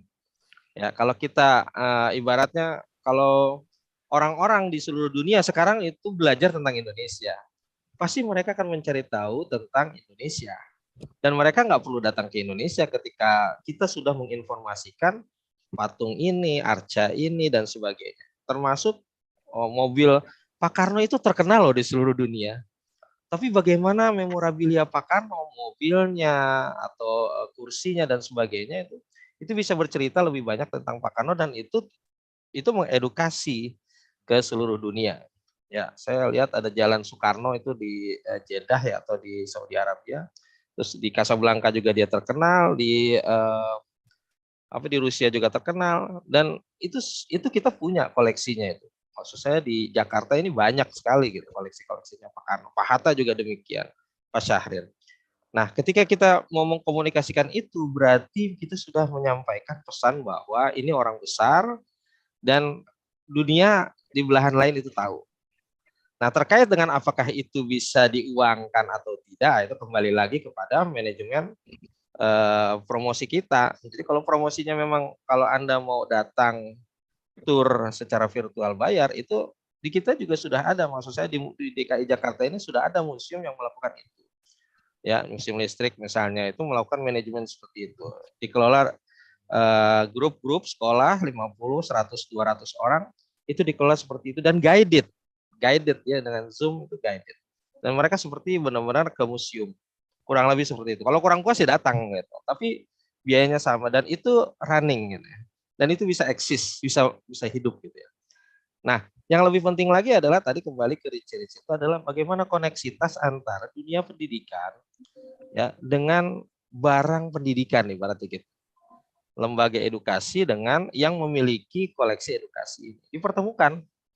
Ya kalau melihat sebuah arca prasasti ini, kalau mau lihat ke museum, kalau terlalu jauh karena kita nasional ya, prasasti Tugu seperti apa ya lihat secara virtual. Kalau mau tanya dia bisa tanya langsung ke orang-orang yang mengelola itu. Karena datanya semuanya ada di museum. Jadi dengan begitu gengsi museum ini akan naik sebagai lembaga edukasi. Bahkan universitas sendiri kalah. Perpustakaannya lebih lengkap di museum, bendanya ada di museum, semua orang akan ke museum. Universitas ke museum, sekolah ke museum, hiburan ke museum, dan segala macamnya. Orang-orang yang punya kebutuhan itu ke museum. Dan ini harus kita coba buat aware gitu ya. Nah, promosi sekali lagi, Humas punya peranan penting untuk bisa mengkomunikasikan. Apa yang dikomunikasikan balik lagi ke kurator, kurasi, dan koleksi. Saya kira itu Pak. Terus urgensi pengembangan virtual museum. Virtual museum ini mungkin maksudnya museum yang tidak ada bendanya ya, tidak ada, bisa saja itu dikembangkan. Kalau dia emang punya konten produk yang virtual, produknya virtual, koleksinya virtual, ya bisa saja menjadi museum virtual. Karena bangunannya virtual, koleksinya virtual, tapi itu sebuah karya kreatif ya, karya kreatif sendiri. Tapi mungkin kalau untuk perizinan, nah itu kita lihat lagi tentu karena striknya adalah kita harus punya lokasi, harus punya koleksi yang bisa dilihat, kemudian dan sebagainya. Masih banyak lah kalau untuk menjadi sebuah lembaga hukum. Tapi kalau sekedar hanya tagline aja ada museum virtual, monggo. Itu bisa kita jalanin. Dan yang terakhir itu terkait biaya operasional minimal. Memang betul, saya banyak mendampingi teman-teman yang membuat museum non-budgeter. Jadi budgetnya itu sangat minim, ya. Tapi bisa apa kita? Intinya adalah apa yang ingin Anda sampaikan dulu, apa yang ingin Anda gunakan, dan apa yang bisa pakai biaya besar, apa yang tidak. Kalau pakai biaya besar itu konsekuensinya. Bahkan ada yang membuat museum budgetnya nol, dan itu bisa jalan, dan itu bisa di launching. Dengan budget nol, yang penting apa? Ada SDM di situ. Ada SDM yang melaksanakan, nggak mungkin diserahkan ke kita. Nah, saya dampingi itu dan itu jadi. Berapa hari, berapa bulan itu bisa jadi ya tergantung. Tapi ya pasti kalau kita punya kemauan, yaitu tadi mulai dari diri sendiri, mulai dari sekarang, mulai dari yang kecil, nggak usah jauh-jauh, Saya kira itu nggak usah pesimis. Saya kasih pantun nih. Hujan gerimis aja, ikan peda diasinin. Ya. Museum jangan pesimis aja, tampil beda di transformasi. Gitu. Wih, ya. Lanjut. Baik. Terima kasih. Saya minta tambahan waktu untuk panitia nih, ada 2 penanya ya. Mudah-mudahan masih di sini. Yang pertama itu dari Saudara Reza Hardian. Adakah di museum itu sarana digital, ruang audiovisual, bioskop museum, game, workshop, sarana edukasi yang bisa menarik minat anak-anak atau usia dini? Biasanya anak-anak tertarik dengan belajar sambil bermain.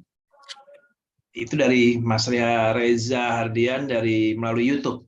Nah, yang terakhir saya berikan kesempatan juga untuk pribadi ya, individu, dari Saudara Fahmi. Semoga masih bergabung di sini. Untuk ketiga pembicara, untuk implementasi digital museum ini, apabila sudah terrealisasi, bagaimana mengantisipasi habit pengunjung yang terkadang ada yang vandalisme? Nah, mungkin 2 itu silahkan, sisa waktunya dimanfaatkan. Kita makin banyak nih, Mbak Marta, Mas Dani, Pak Bayu, hadir juga dari Sumeneb, dari Bengkulu, Probolinggo, dari Museum Rudana, Pak Budowi, Antonio Blanco, Balai Kirti Bogor, Museum Serangga, Mas Lili, dari Taman Mini, juga Museum Avandi, Yogyakarta. Jadi ini memang eventnya Besar ternyata dia. Jangkauan, itu yang dikatakan Mbak Marta tadi itu, jangkauan tuh. Oke, silakan. Mbak Marta, monggo. Silakan mungkin Pak Dani dulu, saya masih mikir. Oke, Mas Dani, monggo Mas Dani. Oke, jadi tadi yang satu, yang ruang digital untuk anak gitu ya. Memang anak-anak tuh kan kalau dari hasil kajian itu memang dia kalau milenial ya pasti ke high tech digital ya. Kalau anak-anak tuh masih suka dengan sentuhan gitu kan, artinya hand on itu masih. Tapi memang harus digabungkan. Misalnya ada animasi tentang binatang gitu kan, ya tetap harus ada hands on-nya yang bisa dipegang oleh mereka gitu kan. Contohnya yang tadi saya contoh di Singapura itu kan sebenarnya kayak meskipun imersif dia juga kayak game kan. Jadi lomba-lomba siapa yang dapat binatang, saya dapat 5, saya dapat 7, itu kan ada gamenya juga. Memang agak sulit ya, bukan sulit tapi memang perlu effort lebih ya, yang apa dari teknologinya ada, tapi kreativitinya itu yang merubah ke game gitu kan.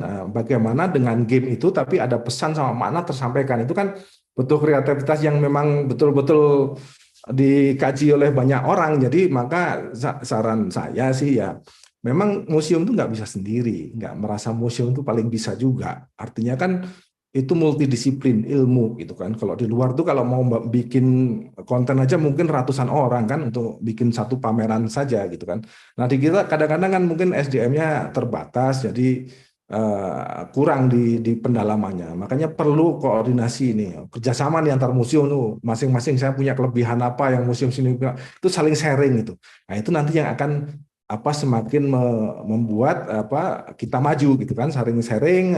Terus misalnya contoh saya dulu pernah usul gitu, scanning 3D misalnya itu kan mahal gitu kan mesinnya supaya kita benar-benar real gitu.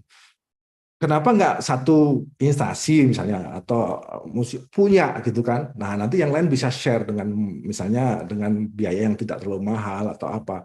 Tapi itu proses-proses seperti itu atau koordinasi dan kerjasama itu memang sangat diperlukan sekali gitu kan. Nah itu masalah koordinasi kerjasama. Nah perlu bimbingan juga gitu. Di kita itu mungkin Pak Anto di AMI ya kalau nggak salah ya. Jadi asosiasi museum di Amerika itu kan aktif sekali, dia bikin guideline, bikin apa segala macam ya. Itu mungkin mulailah di sini asosiasi itu mulai benar-benar membimbing lah gitu, biar arah museum itu nggak liar gitu. Ada yang ke sana, ada ke sini, itu memang harus mulailah. Karena justru kalau kita bikin kalau refernya ke Amerika itu kan banyak standar-standar yang dikeluarkan oleh asosiasi gitu kan. Jadi ya itulah kita harus mulai di situ.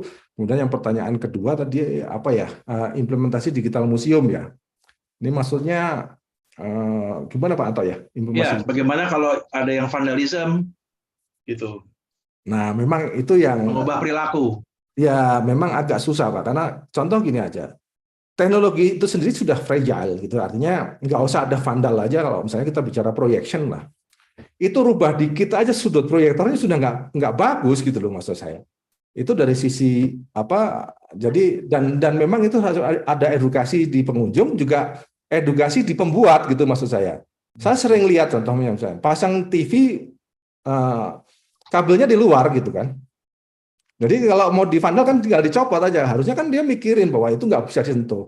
Terus makanya perlu juga, memang agak beda di kita itu sama di Eropa ya. Kalau mereka pakai TV memang pasti pakai yang komersial gitu kan. Kalau di kita kan pakai consumer kebanyakan gitu. Karena itu beda. Gitu. Kalau komersial pasti nggak ada remote. Remote itu tambahan. Kalau di kita kan remote ikut. Jadi kalau misalnya ada yang mau jahil, Batang Museum bawa remote atau remote yang itu bisa dirubah-rubah tuh channelnya gitu. Nah, memang ya beda, memang high cost juga akhirnya kalau kita beli yang komersial. Jadi memang pengamanan tuh banyak sekali gitu. Misalnya kayak di kita sudah canggih, tapi pengoperasinya masih manual gitu kan. Kalau di luar kan sudah otomatis jam sekian nyala ini, kontennya ini. Kalau kita mau nyalain, datang dulu bawa remote satu-satu dinyalain gitu. Jadi tampilannya sudah oke, tapi di behind the scene-nya masih terlalu tradisional gitu. Itu harus bareng lah menurut saya. Nah itu kira-kira memang kalau vandalisme merusak memang ya itu edukasi sama yang memang pengamanan perlu. Itu Pak Anto sementara. Baik, terima kasih. Mbak Marta, silakan. Boleh, mungkin sedikit menambahkan seputar pengalaman museum untuk anak-anak ya. Memang ini di sini mungkin agak nyambung dengan urgensi kenapa harus kemudian mulai bertransformasi melalui digital. Generasi-generasi sekarang itu yang lahir setelah tahun 2015 mungkin ya, setelah mereka ketemu handphone dulu sebelum mereka bisa nulis gitu. Jadi memang sedikit ada urgensinya di situ untuk mengimplementasikan teknologi yang sudah familiar dari sejak mereka kecil di museum. Tapi kembali lagi tentu masing-masing museum punya keterbatasannya masing-masing, sehingga dia harus pandai-pandai bermitra ya. Jadi mungkin untuk hal-hal yang kreatif, untuk hal-hal yang taktil gitu ya, yang motorik gitu, mungkin bisa ngobrol sama guru di sekolah atau mungkin bersama dengan seniman-seniman seni rupa.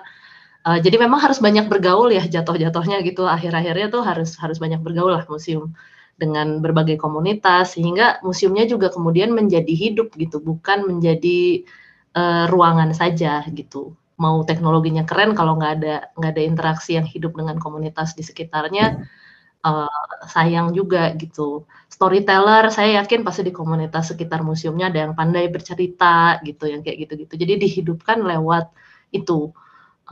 Itu mengenai pengalaman museum untuk anak-anak ya. Dan kaitannya juga dengan masalah kebiasaan atau habit mengenai vandalisme, itu saya rasa semua butuh proses ya. Tapi bagaimanapun juga museum di sini mempunyai otoritas untuk membuat aturan. Jadi itu harus ownership-nya harus ada gitu, bahwa hey, ini museum, ini tempat publik, kita harus saling menghargai satu sama lain. Bagaimana caranya? Ikuti aturan-aturan ini gitu.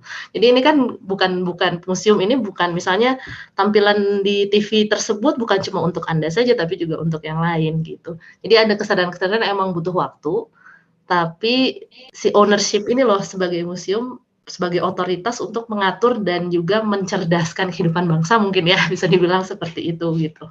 Gitu aja. Baik, terima kasih Mbak Marta. Sudah ditegaskan sekali lagi. Saya persilakan Pak Bayu, ada yang perlu dijawab juga nih sepertinya. Mungkin ada kiat-kiat lagi. Saya tertarik dengan yang nomor 2 tadi yang bertanya. Ya, silakan. Pengalaman saya nih, ketika kita menentukan teknologi waktu itu touchscreen, ya, karena dia harus memilih menu ketika mau melihat video. Ya. Jadi kalau kita mau lihat ada gambar, kemudian ada video dokumenter itu dia bisa milih. Jadi ada 3 pilihannya. Waktu itu saya yang kasih saran untuk yang kedua dan ketiga. Yang pertama yang mau diadakan itu sesuatu yang memang keren, canggih, touchscreen, layar besar. Saya bilang kondisi anak-anak kita itu dia sangat suka dengan mencet itu. Kalau bayangkan ada 500 anak dalam 1 minggu, 1000 anak atau 2000 anak dalam 1 bulan. Ini bukan cuma LCD-nya yang diganti, tapi bahkan TV-nya pun diganti. Ya, alternatif yang cepat dan murah adalah menggunakan mouse. Kalau mau memisahkan itu. Kalau mouse itu ganti itu ya oke, memang akan rusak karena dipakai. Tapi dia akan mudah untuk diganti. Kontennya tetap ini pun diganti. Yang ketiga adalah ya udah nggak usah pakai menu. Itu lebih murah. Jadi memang kondisi sosial anak-anak itu ya, kita memang harus ada kajian khusus ya. Anak-anak itu di satu wilayah itu kan agak beda-beda ya. Ya kalau misalnya mohon maaf ini, kalau yang agak elit sedikit mereka agak tertib.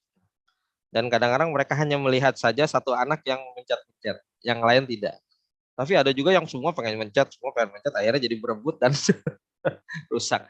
Jadi ini bukan masalah teknologi terbaru atau apa, tapi mana yang lebih efektif dengan pesan yang sama, konten yang sama, itu bisa tersampaikan kepada audiens.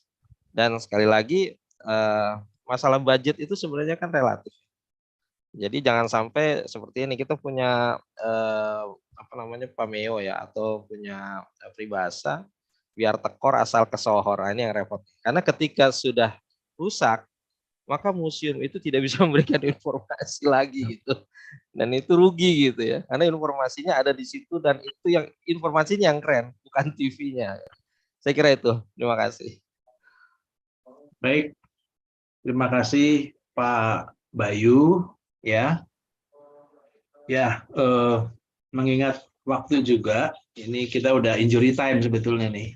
Jadi udah lewat, tapi nggak apa-apa. Ini responnya semuanya dahsyat gitu kayaknya ya, karena pembicaranya dari segi kebijakan, dari segi praktisi, ya, ini semuanya hadir di sini. Jadi izinkan saya membacakan kembali, ya, ada tambahan dari rangkuman kita diskusi hari ini, betapa pentingnya teknologi digital. Tapi yang sekali lagi oleh Mbak Marta diingatkan juga, dan saya kira ketika berbicara setuju bahwa pilihlah platform yang terbaik. Untuk apa? Deliver the message, ya. Itu dari segi apapun, itu sepertinya sudah menjadi filosofi. Jadi siapa pengguna, istilahnya Pak Bayu tadi. Jadi platform yang terbaik, yang cocok ya untuk membawakan pesan museum kita. Perlu juga marketing yang bagus, sebagus apapun digital kita, kalau nggak dipromot, siapa yang masuk ke websitenya gitu. Nah, ketika pembicara juga sepakat agar kita lebih bijak dan pandai dalam menerapkan teknologi digital. Ya, ada rambu-rambunya tadi, nanti bisa dibaca kembali pada materi ketiga pembicara. Kemudian juga aspek konservasi, ya itu juga penting diingatkan oleh Pak Dhani tadi. Informasi itu penting, ya, karena informasi itu menunjukkan juga interaksi. Nah, Pak Bayu mengingatkan juga, idealnya itu ada link, koneksitas antara koleksi dengan edukasi. Maka museum itu menjadi sekolah jadinya, sumber pembelajaran. Ya, jadi kalau kita di Amerika itu kan GLAM, tuh udah dikenal ya, galeri, library, archive, dan museum. Nah, penting juga diperhatikan fungsi asosiasi. Nah, ini buat kawan-kawan yang menjadi pengurus di asosiasi, silakan diusulkan perlunya pendampingan. Nah, tadi juga ada tip-tip bagaimana, tapi tertarik juga saya pantunnya, jangan pesimis pokoknya kata Pak Bayu. Pak Bayu ini spesialis untuk manajemen krisis kayaknya nih. Jadi museum-museum yang krisis pun bisa terapi lah, akhirnya bisa jadi museum. Saya Kresno Yulianto, mohon undur diri, mohon maaf lahir batin apabila selama pemanduan ada bagian-bagian yang kurang berkenan dari diri saya.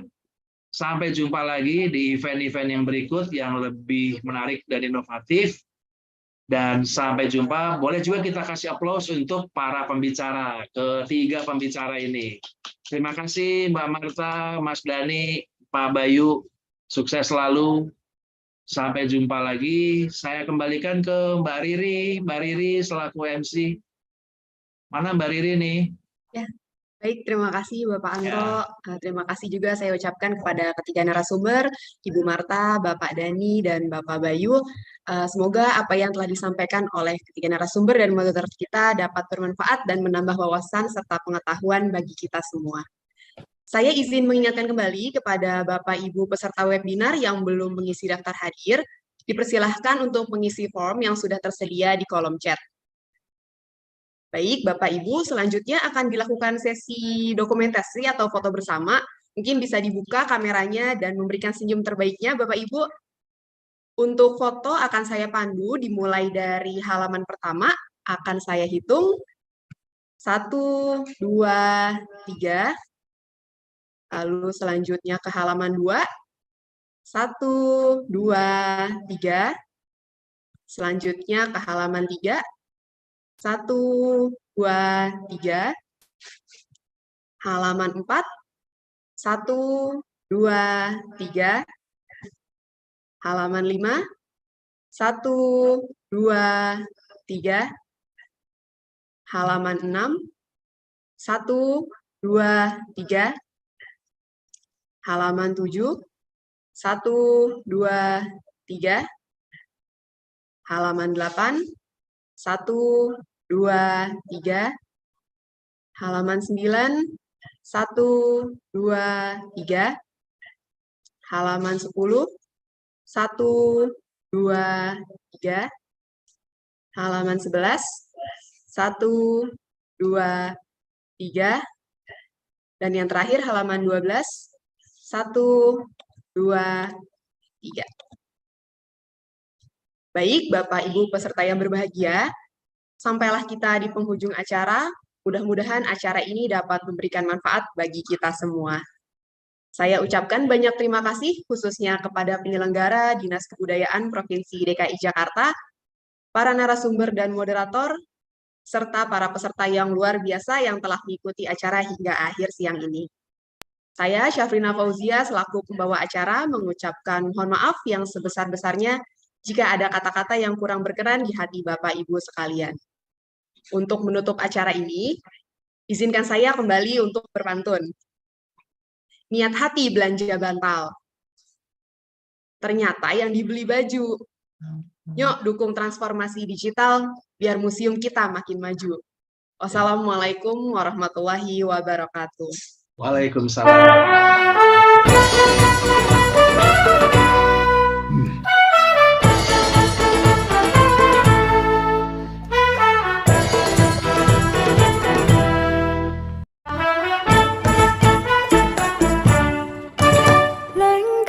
Pak Anto, Pak Bulu, Mas makasih Mbak Marta nih, Mas Anto, Mbak Riri, teman-teman semua. makasih banyak Terima kasih semuanya. Pamit, sampai ketemu lagi. Makasih banyak. Kekasih suka tertawa. Nasib sungguh beruntung. Makasih buat teman-teman panitia, peserta juga. Makasih udah hadir. Assalamualaikum, izin pamit.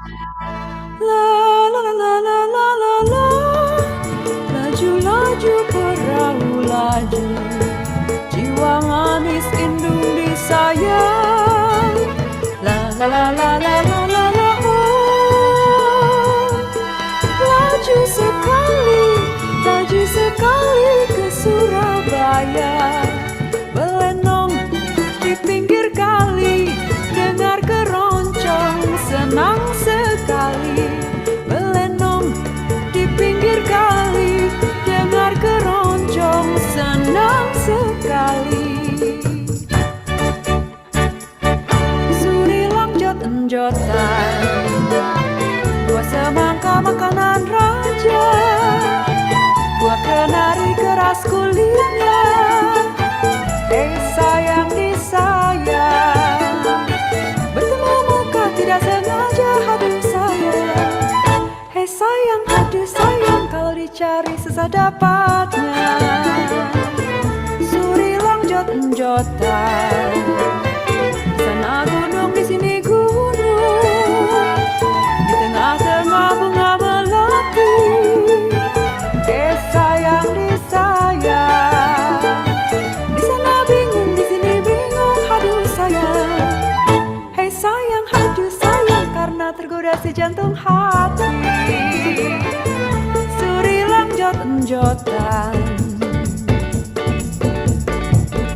Kalau tidak nona, karena bulan sayang, tidaklah bintangnya nona, tidaklah bintangnya nona meninggi hari. Kalau tidak nona, karena Tuhan sayang, tidaklah kami ya nona, tidaklah kami ya nona sampai kemari. Sirih kuning nona, batangnya hijau nona, yang putih kuning ya nona, yang putih kuning ya nona, memang sejodoh.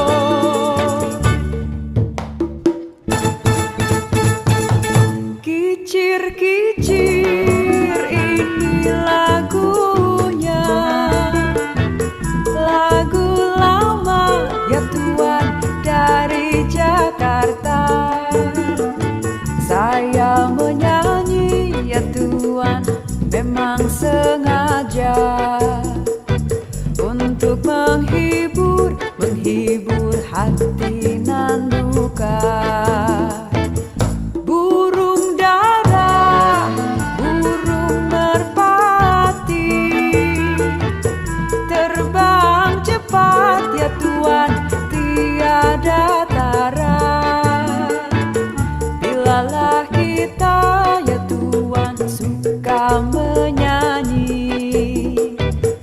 badanlah sehat, ya Tuhan hati gembira.